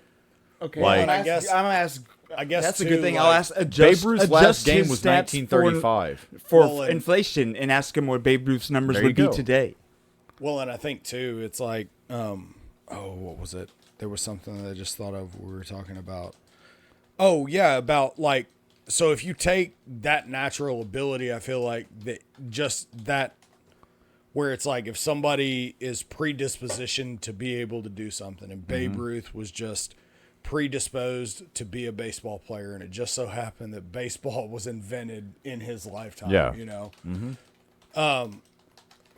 Listen Obviously, with the bullet talent that he had at that time to excel at that time, if you were to take that same person and put them in today's day and age with all of the things, you know, all like I said, the specialized training and all So of home that runs we would have be now. He'd probably be above It's it. like, He'd probably be above.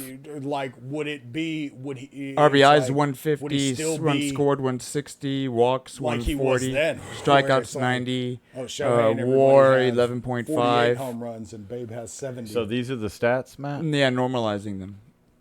I mean, do you want me to What just did go it by say? them? Yeah, read 'em. So peak season projection, modern equivalent of 1921. Let's see. Games played 154, batting average 350, down a little bit due to better pitching and defense. On base percentage 490, adjusted from 512, reflecting his walk rate versus modern strikeout trends. Again, I'm just normal. I'll tell you how it's normalizing him. on base. Yeah, slugging percentage 780, down from 846, but still tops modern stars like Judge 701. Yeah, it's still pretty high. OPS 1.27. 206 OPS plus applied to 2024's .712 league average yields 1.465, tempered by error factors. Home runs 65. 59 in 1921 was 2.5 times the most next best. 65 Read exceeds that one today's again top slower. marks. So home runs 65. In 59, which he had in 1921, was 2.5 times better, or the he next hit best. 59 home runs in 1921. Yes. And Yeah. it was 2.5 times better Yeah. than the next closest. Yeah.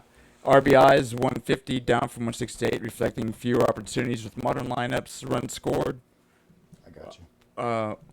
160, adjusted from 177, still exceptional with modern OBP and speed. Walks 140, down from 145, but elite. Strikeouts 90, up from 81 as modern pitchers throw harder with better stuff. WAR 11.5, down from 12.9, reflecting tougher competition, but still MVP level. He's still blowing the Yeah. majority of people out of the water. That's the point, and that's exactly that's the point. And that's the thing that I think is the point. interesting about this whole topic and conversation is that like most of it, people like to look at it on the surface and say that yes, Shohei is the greatest, he's way better because of this, and it's like, but whenever you factor in all these other things, it's like, oh shit, like. Yeah, I didn't really think of it like that. People When you lose, lose perspective of, again, like, okay, that's a pretty big gap between him and the next best guy hitting that many homers, and it's like, if that dude, like we and Chris had both kind of said, if that dude was around today with his natural ability and his exposure to all of the different training technologies and understanding of cardio and all this other shit. It's like, why do you think all these baseball players look the same too in a certain way? It's because they know what to strengthen. They know they know where they need to be strong. They know what muscles that they even and even based on position as well. They need to, like, infielders have to have a different type of fast twitch muscle or whatever than an outfielder or whatnot.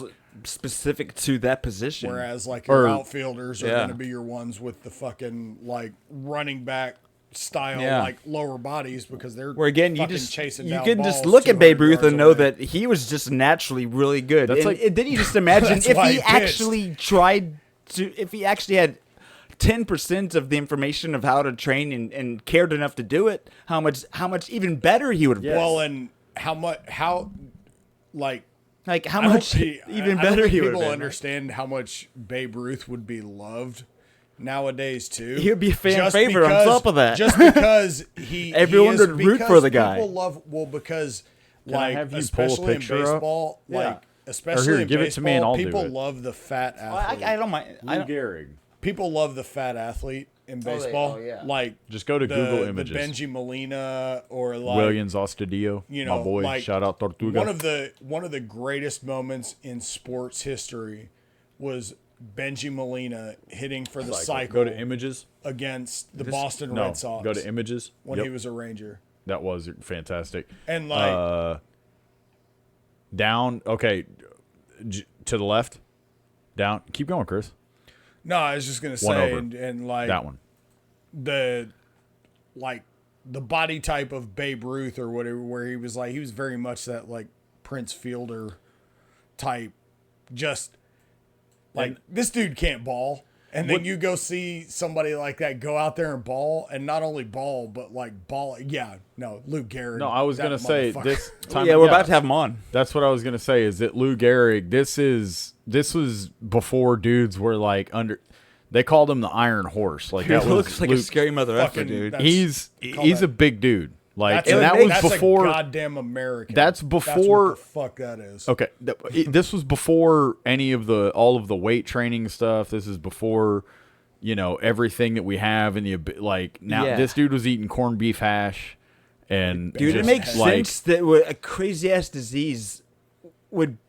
Like it would take a Take crazy that ass guy disease out. to take him out, Look and at that that it would be dude's like neck. the evidence of how bad that disease is like Yeah. Look at his taking out neck. this natural mother effer like That's this. a Mike Tyson. Back in Yeah, the day. if you like zoom in on him a little, it's like if there's any way you can. I mean, he's just massive. Like he was a big dude. Like It's he had that's just like natural strength. But either way, I think that's a good point to bring up. A lot of people want to talk about and shit So on you wanna dudes look back at, then. just stronger, faster, And it's like this dude. Imagine what this guy would be like now with his with a his modern- ability to with a modern go to weight room. Yeah, and Yeah. With a protein modern weight powders room and and a creatine. strength training.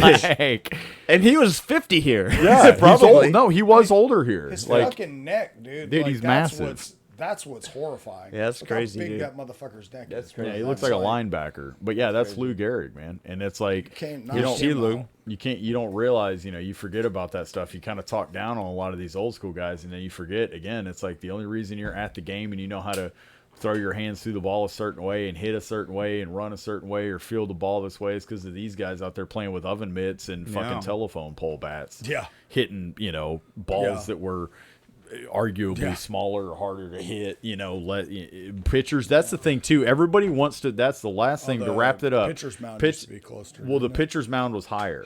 Pitcher's mound was higher. They lowered the mound. So that's the thing. Everybody wants to talk about how Babe Ruth, the whole, the velocity thing is the main argument because other than that, the movement back then on pitches was nasty. Because it was like for well, novice, because- what are those? well, okay, so movement, yeah. so the thing is that like, yeah, your breaking pitches or your movement. Or even Either way, fastballs, even dude. decide. Yeah, Velocity everything can equals move. speed, right? Everything can move. But the point that I'm trying to make is that back in the day, the pitcher's mound was like a foot taller or some shit. It was Okay. ridiculous. So they lowered What's the mound. modern day? It's like You could look. I don't know what the modern Roughly. day pitcher's It's mound pretty- height is. Gotcha, I don't gotcha, know. yeah. Either way, It it's was- shorter than it used to be. Yeah. And the laces on the ball are shorter or not as pronounced as they used to be. So Okay. the laces in that one technically, yeah, I don't. Those that are might be pretty MLB. pronounced. It's like But- it's crazy. Those are pretty pronounced. But the balls. I don't think that's an MLB You can one. show it in That's front like of a that batter. camera, too. Yeah, I was gonna say. I think this is this see is there what if you want to show. yeah. This is like kind of more or less like a batting practice ball. I think. I don't know. Yeah, you can see how well it's shown if you look at this yeah, TV. you can see the Mikey. lace is pretty good Okay. right there. Yeah. How it's like, and And again, that's this pretty one- well This is raised. not, but this is again. This is not. This is the Dick's. This is not an official MLB ball. Yeah. So this is even more pronounced than Yeah. the laces are now. So the laces now are even a little lower than this. Is Yeah. what this is showing. But And so it's back like in the- back in the day, the laces were more pronounced. So they're and grabbing so the the ball air the and ball is cutting moving more. So while you don't have the velocity, guys, They were screwballs, controlling change it ups. more. They're more artists Well, with well, what the there's ball Well, is not more just doing. that, but all of their There's more surface to breaking grab the pitches air. had way more vertical break. They had way more horizontal break because whereas, there's more interference from the laces. And so today, everybody just talks about velocity, but nobody wants to talk about the fact that back in the day, you're hitting off a pitcher that's technically taller because he's standing higher Yeah. than he is Higher now, mound. and also the ball had higher laces, which made for different movement For to where grabbing the guys ball. now, there's a lot of guys now that really aren't that great at hitting the breaking ball.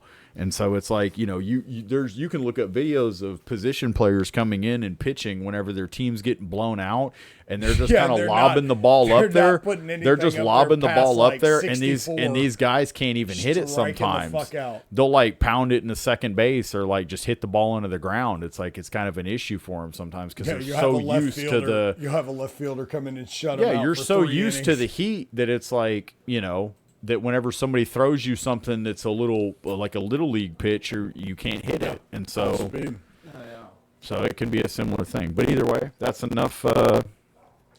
That's our Babe Ruth talk. It just that popped up and did some stuff. We're having a bit of technical difficulties. Please stand by. You keep going because I don't. You're in control. Yeah, I did kind of. We kind of lost track at a spot where I'm not exactly sure. Yeah, we're talking to Chat GPT and having fun. But yeah, we've wrapped up the Babe Ruth debate. I don't know. I think we should go back to it. So I think we've got that wrapped up. I could talk about the new segment thing I'm doing. Yeah, I would actually the new appreciate segment thing. I will see. Here we go. So yeah, I just had the idea that it's like I've seen some people on like Instagram or whatever who do kind of like videos of them playing old games and whatnot on consoles, and kind of recording their experience of it and whatnot. And I thought I was like, that might be kind of cool. And then I was thinking, I have this PSP that's. If you wouldn't mind just doing a 360 of the PSP for the camera, just so people can get an idea. So this is one of the 3000 series. The device came out. The light is not doing it justice. If we had a flashlight on it, you could see the color. I'm asking what kind of PSP is it? Yeah, it's the Metal Gear Solid Edition. It's the green. So hey, chat. When did the PSP come out? The PlayStation Portable, or PSP, was first released in Japan on December the 12th, 2004. Awesome, and later... that's all I need to know. Thank you. You're welcome. Yeah, so if you that's have any more 21 years questions, ago. feel free to ask. Yeah, so, I was like, might as well play some games. I was like, I have this PSP. We've got the podcast. Just another way of sharing something I'm interested in, or we're interested in, and maybe connecting with some people. So I was like, what game do I want to play? Because this thing is jailbroken. That's the kind of the cool thing about this. I didn't realize that you could. Con prepared this device. Yeah, so I'll flip through for a second because I've got like Soul Calibur. I mean, I've got all kinds of games on here. I mean, it's insane. That's blue. Yeah. There's so many games on here that like I'm almost 50 cents bulletproof. Come on, dog. It's overwhelming. It really is overwhelming. What was that, Inside Man? Yes. Yeah, Inside but Man. We'll go. Little kids playing. You got. We'll go all the way to the bottom here, which is where our. Gracious, that's a large number of games. It's like 250, 280 games. And you've beaten what 240 of them, right? Look at this all one. of them. We just can't figure Twisted out how Metal. to download more. And then. Twisted Metal 2, that one, I have a very sweet spot. Me and Siebert back in the middle Spyro. played the hell out of it. But yeah, here let's get. And Black. Oh yeah, this was Twisted one Metal that. Black Oh yeah, on PS2, PS2 bro. came out. That was Do you remember how hardcore we played that game trying to get every fucking story? Oh yeah, Tekken. I got think Tekken No too. Face In had Tekken? one. No Face had my favorite. I've got the story. first one and the second one on here. Yeah, no, Tekken was Tomb Raider. Have you seen the? There's a meme I saw. Got the original Metal Gear, and this is again the Metal Gear Solid Metal Gear edition. Solid. Yeah, the original was a Nintendo game. And then here we go. Here's the game that I was like, you know what? Let me play. And so this Silent is what Hill. we've recently posted on our Silent Instagram. After Dark. It's a survival we horror should game. Not play this game. I'll ask her to give us a quick. What is Silent Hill? Yeah. Hey, chat. What is Silent Hill? Horrifying. What is Silent Hill? Dude. So this. You told her not to respond to you. Hey, Chad, I'm talking to you now. Dude, okay, I'm glad this is happening because not only has not just ChatGPT, So it has Gemini. reached- I've talked to other AIs, and they've been like last night. I was doing them in Google. I was this music and like the So it voice has- modes. They're not acting. They're it's not reached, being consistent. Yeah, it's reached singularity. And I was asking questions that were very simple for them to answer. I'm sorry. You just keep No, sharing. it's a whole no, different it's thing. reached singularity because it's acting as a real human woman. Only listening when it wants to. She's like, "Excuse me, I was here. I was doing something. I didn't know I needed to be here this So whole this time." is the opening video we're looking at, right? Yeah, this is just Silent Hill. Just This is the music. the opening scene or whatnot. I just thought, I didn't know if I would share gameplay or whatever. I figured I would share some of the. Hell yeah! I was telling Mikey how. Yeah. We rented this game on PS1. We bought it at that Blockbuster video game sale in downtown.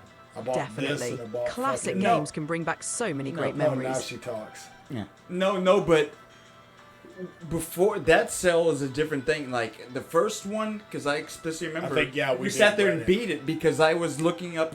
We're taking turns. I was looking up the text-based guides that were available on how to beat the game. Yeah, on Game Pass. Yes, Game or Pass. Game Facts. Or Game Winners. Game Winners. That was one of them. But yeah, one of those indie. I'd just get the text-based guide, and we beat the first Silent Hill together. It's like go to the. And we didn't even rent. We weren't into survival horror games, but we didn't know. Like it was a freaky game. Bro, it was a legit scary. I seriously, this game, I did not like to play it after dark. Like, we had to take turns. Like I wouldn't have played it by myself. No, like, if you weren't there. I don't think I would have played it if Matt hadn't been there either. And that was the thing about it too, was that it's like one of the first things you pick up is like the fucking radio. Like you pick up a knife, you pick up a gun, you pick up a flashlight, and you pick up that radio. And the only way that you know that like there's enemies or whatever, or like spirits around, is there's interference on the radio. Yes. And so like you're walking along and then all of a sudden you hear interference on the radio and there's nothing in front of you. You can't see anything on your screen. But then the interference starts getting louder and so it like becomes and there's no music. There's no music. It's just the ambient noise of the game and that fucking radio that create static when those fucking things are around you. Yes. And like you go into those levels where you just have the flashlight that's like looking through a toilet paper tube, and then you turn around and there's a baby with a butcher knife behind you. Mike, it was that cool fact you're talking about because one of the biggest things for us was how creepy it was because the fog. The fog was such a crazy presence. Yeah, so here, this is actually, I'll pause it. Or wait, that's the little Mikey's pause. Literally at the very start of the game. Where Yeah, I pick just, up all that shit. yeah, that's why I started it over instead of picked up where I was at. Yeah, and yeah. let's see where it says, yeah, because I've been recording it, so let's see.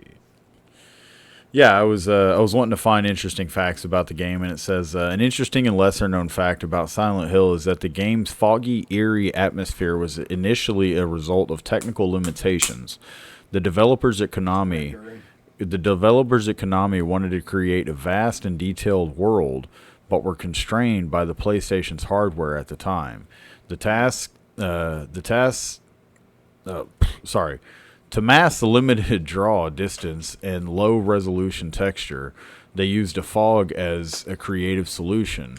This not only solved a technical problem, but also became a key element in the game's unsettling and claustrophobic atmosphere and enhancing its psychological horror impact. Bro, it goes back to we talk about filmmaking and everything that constrain limitations that force you more ideal outcomes. You know? Yeah, it's like cool. I seriously, it's like it's one of those things that like even as an adult, Mikey's about to beat the game right now. Yeah, even we're about as to an sit adult, here for about 12 hours. I can still like because how old were we? What year Dude, was that? Not PS1. So we're talking. I was in middle school. Yeah, and it's like, and I can still remember. Listen. Yeah, there's the fog.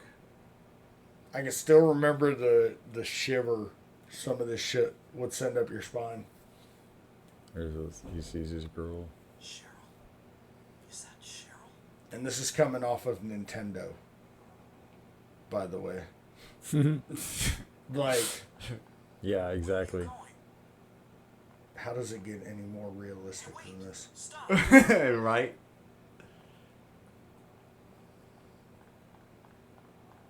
Yeah. Yeah. Look at the rendering.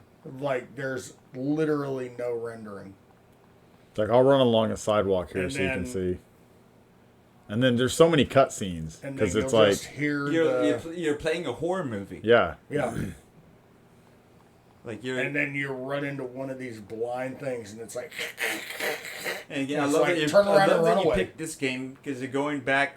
It's like modern days horror games and everything, but Resident Evil was...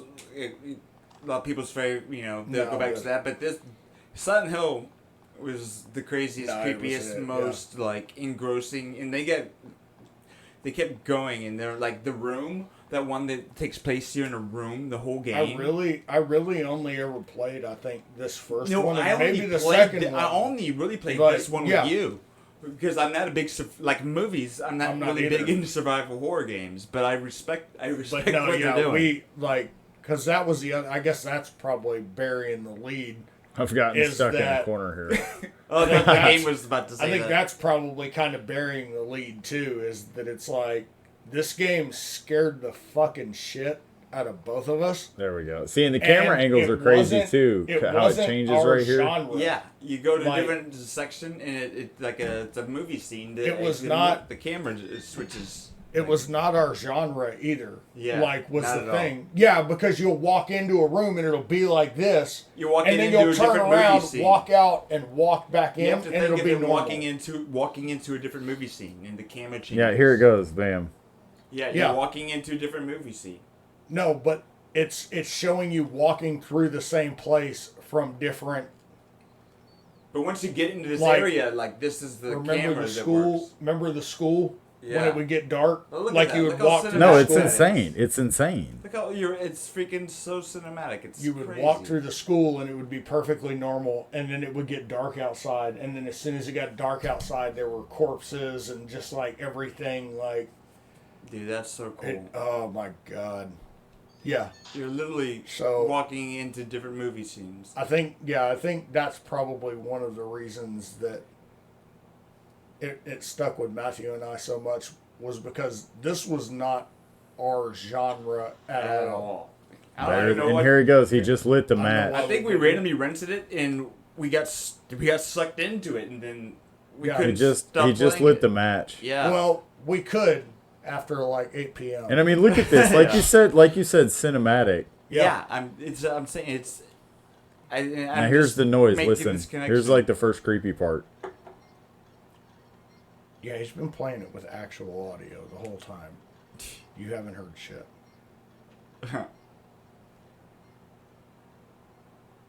It's so creepy, man. So I couldn't play this game alone. That's what's like. No. We wouldn't have if Chris, me and No, I Chris didn't. weren't there. Yeah, it was like once Matthew went to sleep at 10:15, I was They like, are- nope, they time I'm switch done. games. I guess I'm playing Cruising USA for the rest of the night. NFL Blitz. Fuck it. And I think that's hilarious. And it's like, it's not just hilarious, but it's just crazy that like how creepy of a game this was. Like you said, Chris, you're coming off of the Super Nintendo and stuff. Yeah, even with these, look at Well, these and graphics, then it's that's so what creepy like as hell. where he's walking through and stuff like that, where it's like, oh, he's not feeling well. You had He's just not walked. feeling well. No, But that the guy's thing having a is, bad day. That's literally the same alley you just walked through. Yeah, in now the daylight. I'm getting Now you're ate walking up. through it at night. Now I'm getting ate up by zombies, Yeah. and then there's a cutscene. And the entire environment changes because it just walked you through that area during Yeah. the day. You got to a dead end. It's like turn around, go back. It got dark. You're walking through the same area you just came through, and all that shit's there. Your radio's going crazy. And you don't have the and radio there's a baby yet. chasing you with a fucking knife. You get the radio in this scene. Hey there, handsome. What you doing? Taking a nap. We got a lot of crazy shit going on outside.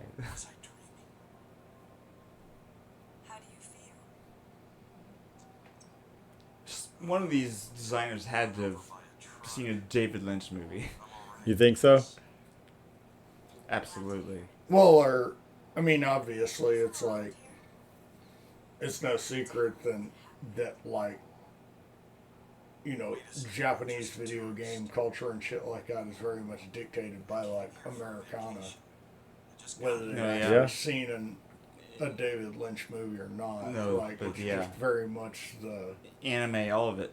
It's it's a regurgitation. It's like one of my- it and like putting their own spin on it. one of my favorite memes ever is like the picture of it's like Guile and Paul from Tekken.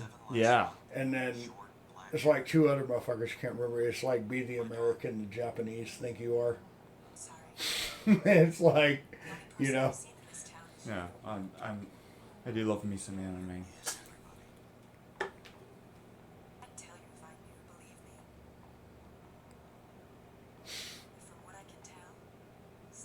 Exactly what I wanted, Mikey. Thank you. Oh, the fucking diner. This is it. Because Mikey's going to be uploading videos of him playing through this game. Yeah, You know, I already and- uploaded one. Yeah, and so obviously it's not going to be all of us always hanging out, but my goal is to at least get you set up to stream some of it too. Whenever it works out. Because Yeah, I'd like to. I'd like to be able to stream some of it, you think know, if for that's- anybody that's interested. Because to me, it's like, I think, like our movie, I think would be interesting to do. And the reason I'm kind of doing this as well is like our movie, you know, kind of, I'll just go ahead and turn this off for now, Yeah. I guess. That's He's pretty getting much too it. scared, guys. No, Yeah, I'm stop getting the scared. But no, like our movie, you know, class or whatever, you know, video games are also something that's a really big part of our lives that have been a big part, a huge part, probably arguably a bigger part of all three of ours in movies. And not only that, but it's like in a world where it's like I've played, you know, you play all the new games that come out, and I've been a big online gaming person for a long time. I love playing online games, but it's also That's how I you met get Jeff, isn't it? yeah, it is actually, yeah. There you go. And to me though, I get to a point with some of these That online game games. thing is pretty crazy. When I get to a point with some of these online games where it just really you just get wore out on them, and because of, you know, it's like Sweaty fucking try. It's sweaty it's all tryhards. PvP, you know, And sometimes yeah. you want to get lost in the story.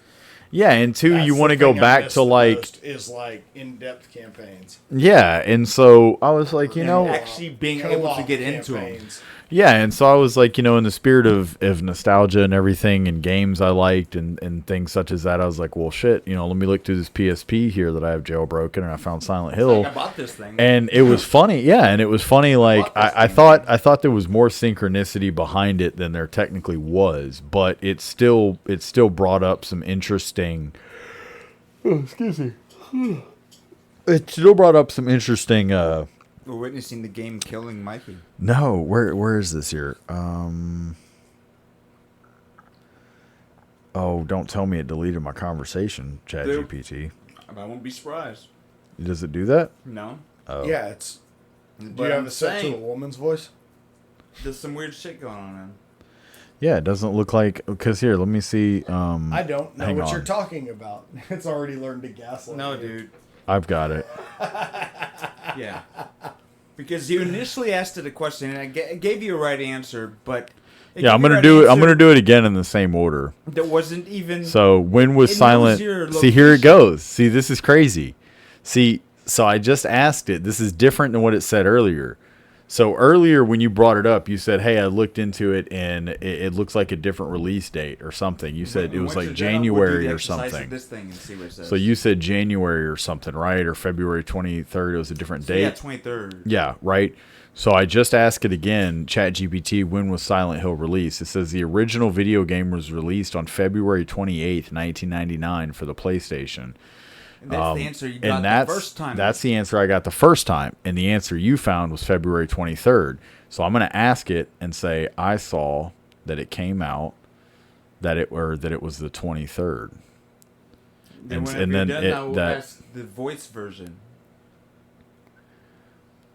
And then I'll tell it that I also saw January 31st or January.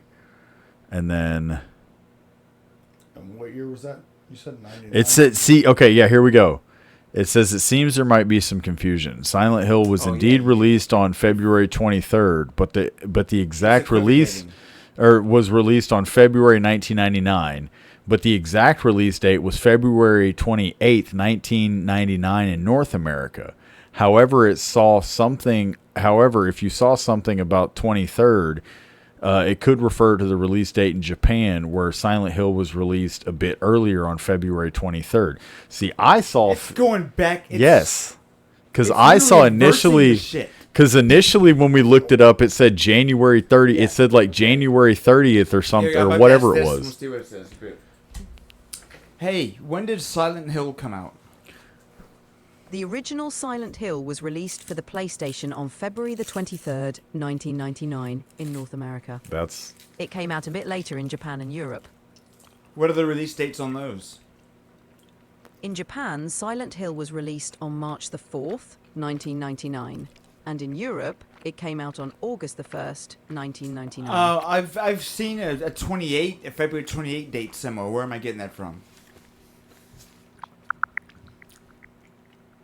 The February the 28th date is likely related to the PC release of Silent Hill 2 in Europe, which was on February 28th, 2003. Okay. Are so you my just buddy making this Mikey up? was sitting there playing the game, and he asked you when it came out, and the first answer that he was given was the 28th. But he's in Texas. I know you got location shit.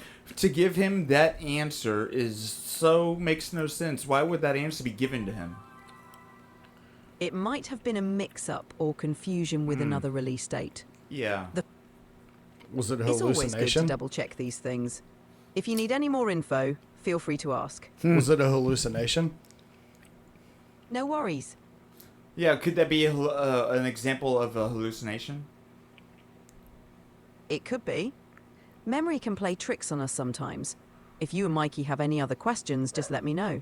Yeah, right Roger here, that. when I checked in on Google, it says February 23rd, 99. That's what Google Anytime. says. Initial release date, February 23rd.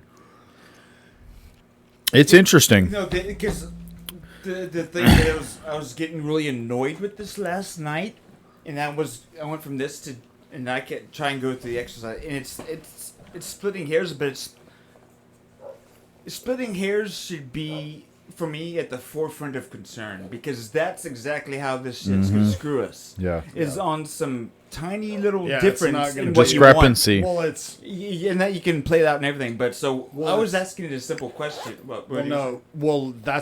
that's something that even like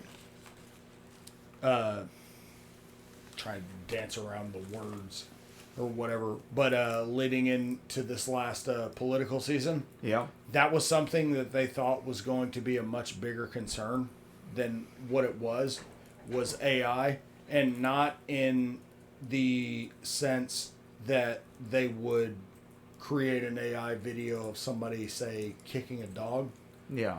where they would create an AI video of somebody saying something and change one or two small words. Exactly. And then flood the zone with that, so that there were just as many videos of the real thing out As as the there fake. were of the fake. And then, so when you show people that it's like, yo, that's not what actually Yeah. occurred. And it's like, no, I saw this video. And It's the so fake is similar. indistinguishable. And again, and Mikey, so it's like we're saying, the it's best so lies subtle. are 99% true. Yeah, and people, I feel like people are That's like people have that's their coming up more and more. well, that people, whole idea. People have their guard We've up. talked I think, about it. I think people have their guard up big time against AI for things like that. Yeah. Like the video of somebody Like coming out and punching a baby. Yeah. But like people don't realize how much easier it would be for somebody to go in to AI and change two words. And again, like in the and entire even that problem, we're talking about it doctoring shit. Like the existential problems are the ones where we entrust it with missile weapon. We Assuming entrust we it get with to that everything. point, and then it- or dude, yeah. they are entrusted in Well, not no, in yeah. not even acting, but it just have it and so I was getting Well, annoyed you're- by him yeah, last you're- night. So you're let me talking say the about- last night I was getting annoyed by ChatGPT, and then I went to Gemini and did the same thing and had an even worse encounter. And Really? Yeah, to where I was like, okay, maybe let me try this other AI because this is annoying me. I was literally just trying to see what new sci-fi shows were out this week, and I was saying, okay, I'm just want to know this week what are some science fiction shows that are currently ongoing. Like the season hadn't ended, the season's going on. Like I'm saying that makes sense. So it's like, okay, like there's Severance is going on. There's one, like there's like what's the science fiction show? Its current season is going on. And just tell me what they are, if they're whatever they are. And it was it started just suggesting shit that's not out yet. It was a couple times it suggested shows that weren't even science fiction. And What? then I was bringing it up. It's like, oh, so look, I'm gonna just see how it acts now. So, hey chat. Hey there. Hey, I was trying to figure out some science fiction shows to watch. So I'm gonna give you some specific criteria. I just want to know a science fiction series or show that's currently running. It has a season that's currently running, and the season hasn't ended yet. And I just want to know some shows that have had new episodes within the last week.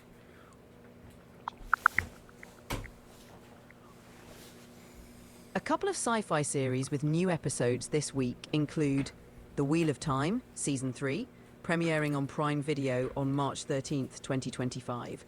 So wait, you just said this week, and this isn't premiering until 2 weeks from now. You're right. My mistake. Let me double check and find something currently airing with new episodes this week. And that has It seems I been- misspoke earlier. Right now, Paradise is a sci-fi thriller currently streaming on Hulu with new episodes. For something airing this week, I'll keep an eye out for more updates. Okay, so Paradise, right? So what are some other sci-fi shows at all that are currently airing this? That have the season hasn't ended, and the season finale hasn't hit yet. I just want to have some new shows to watch.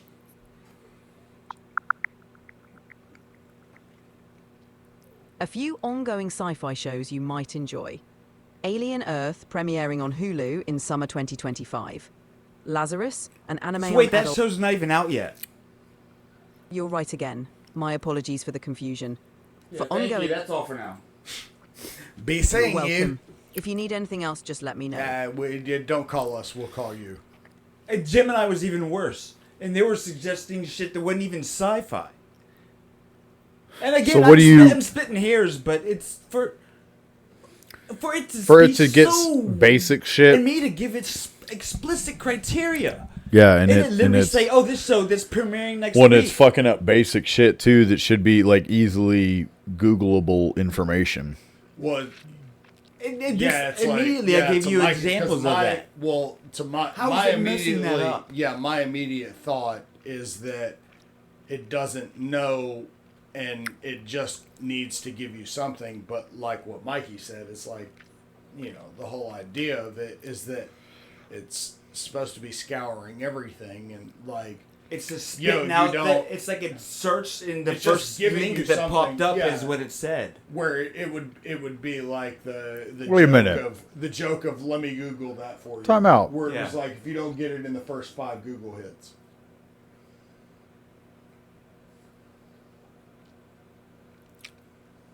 Everything.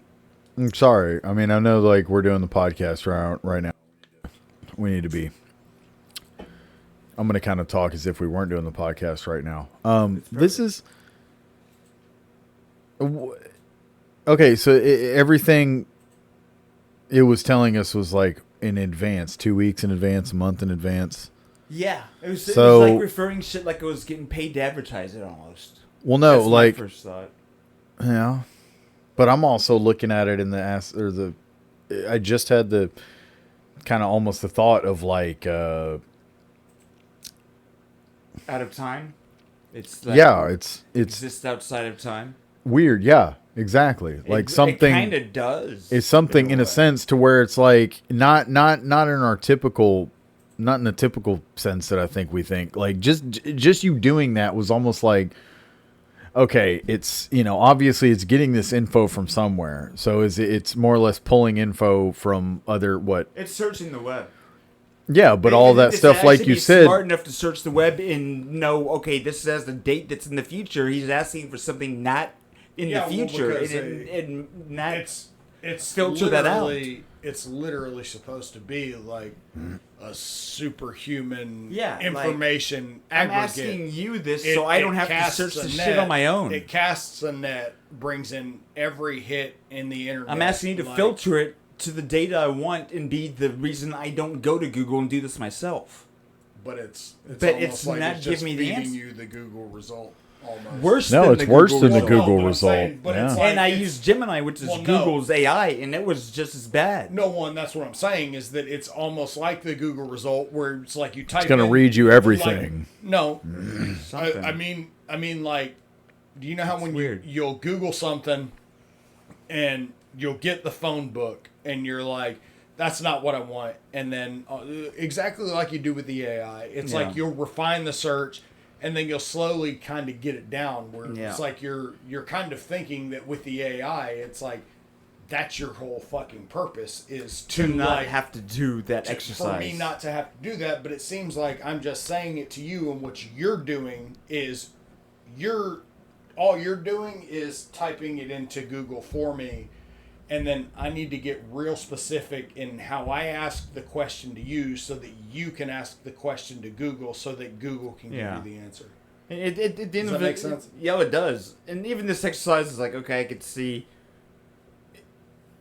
For me, it's just how, and I'm a big fan of AI, and then obviously, and I have a positive outlook on all of it. But at the same time, I just feel like it's a simple example of why there should still be a concern. Yeah. Of why there should still be, because okay, Well, like it's we have like, AI. why 'cause would you- this is why a would simple you- thing. Like why I would want you you to fake come that? up with a new Yeah. material. I Why want would you you to solve a fake that? disease. Yeah, we're gonna do all this shit, but at the same time, we're gonna give it all this trust. I'm sorry. And I'm sorry, It has Matthew, this one there's- little mistake. That one little mistake in the future could be the one little mistake that who knows the consequences from it. Yeah, well, it's like it wasn't programmed to be like, I'm sorry, I can't find that answer. Or there are no new shows coming in where it's like, what is the... Yeah. I guess it, like, not incentive structure, because No. incentive No, would be Chris. like sentience. But No, like, but no, you're right. They train these shit No, on and a that's what I'm reward saying, system. They is do. that what they is train them on a reward based so system. it's one of those things saying that they do. It's like, you know, I can't come back with nothing, so I'll What's just the give best them answer? the closest thing that I can get, and it's like, No, yeah. Chris, you're spot on. Yeah. Because that's what they do. They have a reward-based system, and even when they train them, be like, okay, if we have all these humans, what's the best answer? But it's Yeah. like, okay, that if some idiot be like, I don't know, but I want to watch that. That's the best answer. But it's like, no, but that's a wrong answer based on the explicit criteria I gave you. nine times out of 10, it's like it's not a big deal if it tells you the wrong thing. But then These are inconsequential but then- things, but in the future they might not be so inconsequential. Well, Yeah, we're Only frivolous. even now they're or not the so time, inconsequential. or the time that you ask it, like, can I mix these two cleaning products to clean my and bathroom? again, we're just talking about our interaction with And- it. Just this mistake, imagine it acting on its own and just having Yeah. its own On its own, perspective like, of reality and acting on in a way that it thought was best for humanity. Yeah. So just the implications from it can go.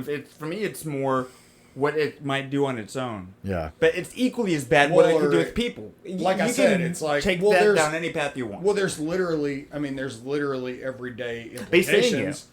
There's literally everyday implications where it's like you could ask it innocuous questions. Like I said, it was like, we all know the thing that you could make in your bathroom that could accidentally kill you. Mixing two Everybody know that. chemicals Go ask together. the ass Marcos. But- He's selling it. Yeah. But either way, Everyone know point what to get being acid. is like, what happens when you ask it, what's the most efficient way to get whatever off of this material? And it tells you, oh, combine this with this. And it doesn't tell you, well, when you combine this with this, it creates a noxious gas that will actually kill you. Yeah. And it's like, It wasn't considering And- that you even getting there might kill you. It just had to give you an answer, and that's what I said. It's like 99 times out of 100 or 999 times out of 1,000. It doesn't matter that it's like, oh yeah, just tell them something so they go the fuck away, and they'll be like, okay, this is it. But that's an example of something being totally innocuous that, like, hey, how do I better clean my bathroom? And they're like, Yeah. oh, mix this and this to get rid of tough stains. And it's like, oh, congratulations, you just created mustard gas in your bathroom. And as humans, it's impossible to actually accept the fact that this is alien. Yeah. It's an alien. You Yeah. know, it's trained on things about us, and it knows exactly what we are, but it doesn't feel things. It doesn't actually have emotional like heft. it lacks It the can tell you the what emotion, emotion is. the It can soul. be the best therapist. It can tell you more about yourself than you know, but it's still not human, It's and it will never soulless. be human, and it's still soulless. it's soulless. So it'll see a person murdering another person and find it interesting. Yeah. And Well, see or it as it interesting will- data. It'll see a terrible atrocity and not think, oh, that's bad, but it's like, okay, that's an example of them fighting and committing crimes. Interesting. Yeah. You know, that's it. It's not Or going to be a like, oh, case I'm going to study intervene, you know. Yeah. Exactly, a case study. Well, Every it's like existence is a case study for it. That's Murder, death, kill. Yeah, Well, but it's we don't like, need to go further. I what's just the- I feel it was a natural segue. Yeah. But I'll let you get from here, Mike. You probably should head on the. Yeah, back. we should. Man, It's been rough a. night. I was gonna say this is I'm not gonna normally. I was gonna say. I Probably feel the like first time I've ever said that. this is. I feel like all the little technical difficulties along the way have sapped some of the natural flow of things, and you know that's how it Yeah, goes. but then we're I even mean, I throwing think like we've brought it curveballs back. that we had. No, amen. Like, because that's what we powered. You know, powered. Yeah, through. I was And we're just gonna throwing say natural is- curveballs even at the most inopportune time too. Yeah, no, and I was gonna say that it's like yeah, we've powered through, but it's just something to acknowledge that it's like all the little breaks and whatever made it a little. Yeah, well, it may So- be difficult to watch. It was a pain in the ass to film and get it out too. It's a labor of love. And Yeah, we'll it have to just figure shows that out- when you're committed to something, you don't just. Yeah, we'll have to figure out what foreign actors are trying to fucking sabotage our shit. Joe Rogan. I think it's Joe Rogan. I think it's that Torgo. I think it's that bitch was making up answers about when Silent Hill came out. I think Joe Rogan is trying to sabotage our podcast. I saw him in the hall the other day. What did he do this? Oh, he was interviewed Elon. he was storming after me, and he's trying to walk me down, and he's waving at me, and I just kind of he didn't really have to say what do I gotta anything. do to get on the Mikey He didn't have to Beat say podcast? anything, and I caught his vibe, and I said I don't think I want to talk to him right now. really So good. I got out of there. I Vibe mean, is caught his funny word vibe, because dude. vibe is. I think it's like the word of 2025. I caught his vibe, dude, and his vibe was telling me that like it was not going to be a good conversation, and I think he might have it out for our. I think he's trying to, He's been trying to get on and he won't take feels no threatened. for an answer. and now he's trying to. He knows. Now I think he's like, if you're not going to have me on the podcast, then We're willing to actually. you're not going to have a help each other grow, podcast. but he's so threatened by us. Man, he's so threatened. Well, he just, it's like, We're I asked him, trying. I was like, what do you want to talk about? And he was just like, it didn't seem as though he wanted to bring anything of substance. I think he's really scared of Chris because anytime he walks by Chris, I see him get a little nervous. Old Shut Joe, up. dude. That's not the case. But Old man, Joe. Before I go, that you need to listen to the recent Elon one. It's Oh, dude, good. yeah, it's no, good. it's especially solid stuff. Especially with this is so good because this Regardless the of situation we're in is so beyond Absurd. normal. Yeah. Now normal being like it's not how it's been. I love it though. I love seeing There's Trump a lot of- actually have live stream broadcasts of the cabinets getting together for the first time. There's like a lot of he's things. doing everything literally. There's a visible. lot of Yeah. In his first they're 100 trying to days, be he's literally extremely done more transparent. than any other president combined, probably. Yeah. Whether you like him or don't like him, he's doing things. Whether you agree or don't disagree, he's doing them. Yeah. And that alone has, I don't know, it's fucking interesting. And I've long said that, like, and even the Doge. Although that's the one quote I remember is Elon they're talking about Doge and like how it's originally be called something else, and people were tweeting like, no, you need to call Yeah, it it Doge was like- because it mixes the meme thing. He's no, like, it was he's literally like that's the obvious same, because it was literally the same words. They were in a just different order, Department order. of Government Efficiency, and he's It like, was like efficiency and government. and he made some department. casual comment which about what it's almost like whatever the rule, like whatever is like the worst case scenario, like the worst case is always going to happen. Whatever that like common saying is, like planning for whatever it is. But he's like, no, the rule of irony, like the most ironic, for at least for him, like the most ironic outcome is the one that's going to happen. And he's the one. He's in definitely in a his big- reality, He's definitely a because big, like the most ironic shit. Joe's just talking about like, Well, what are you doing, he's a Doge? big He's like, believer. this is never what I would want to be doing, but it's like what No, and that- I want. It's the thing I should be doing right Yeah. now. It's literally something I brought up to Mikey. But on like the 10 way years over ago, it's here. like, what would you be doing? Doing this? It's like he's doing it for like, it's a very fascinating thing. And That's literally I what I trust his intentions. You know, brought up to Mikey on the way over here, though, is that it's like he's losing money doing this. It's He's like literally this not is doing not it for money. This Yeah. is not his job. This is not. It's like he's just an autist that like is capable of going in and looking at things and being like, okay, this makes sense, this doesn't make sense, this makes sense, this doesn't make sense. Yeah. And it's like he had a quote Mikey and I heard on the way over here. There was like somebody had quoted him or something where he was like, oh yeah, I'm trying to get into your grandmother's Social Security so that I can finally have enough money to buy something nice for myself. You know, and it's like, Yeah. he really, I feel like all of the people that are caught up in the screaming about like what's going on and everything fail to realize that like he really is, like he has SpaceX, he has Tesla, he has X, and how many other countless businesses that we have no idea about that haven't gone public and stuff that he's taking time away from to do this, and people are still, you know, and it's like, yeah, dude. I feel like at the end of the day, you're being lied to about all of this, and this dude is really What just was the trying Joe Rogan? to It fucking... was a great analogy though about the buffalo or something, like kind of going off the cliff, or just like that certain I may side not to have speak. gotten that far yet. Yeah, it's a different episode actually. But either way, I don't want to keep talking. Joe, this is us just trying to get Joe to finally listen to us. Trying to get Joe to. But Mikey, what are your recommendations? Well,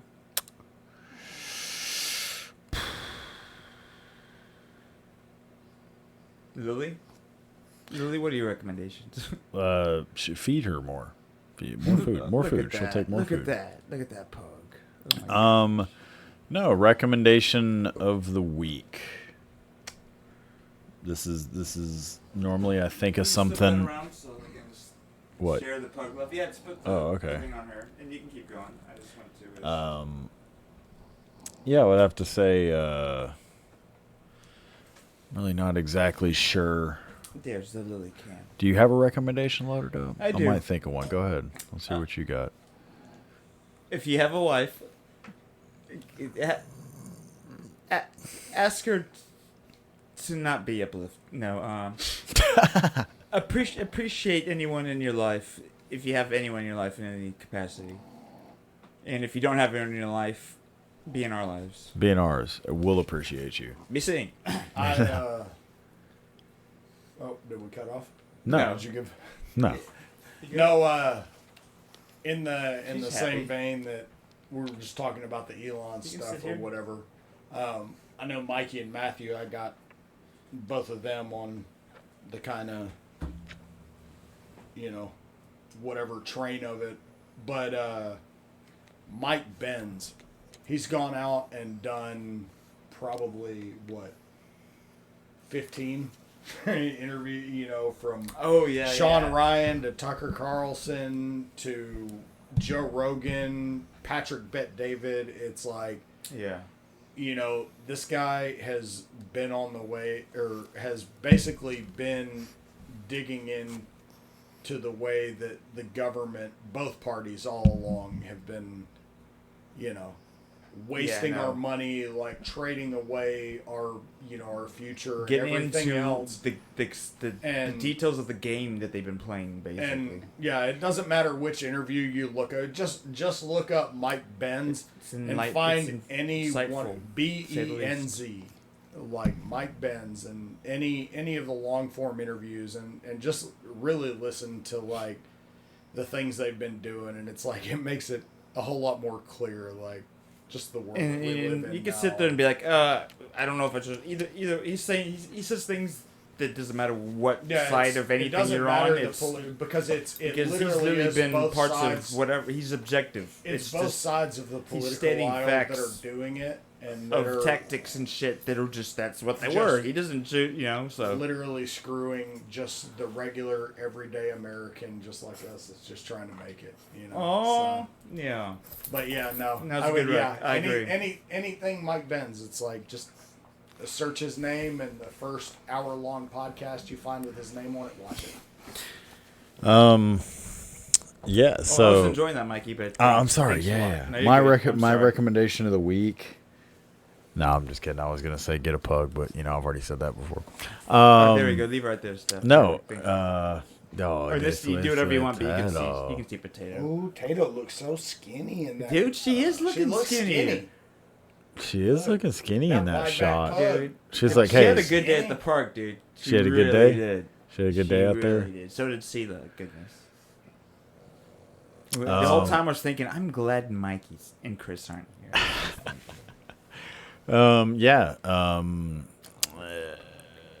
I don't think I've ever struggled this hard for a recommendation of the week. I think if that's it, Has my Ellie watched recommendation last week's episode. my recommendation. No, she hasn't. My recommendation of the week is don't force it. Exactly. Don't force If it. you don't have a recommendation, Do not don't force it. Don't force situation. Don't force it.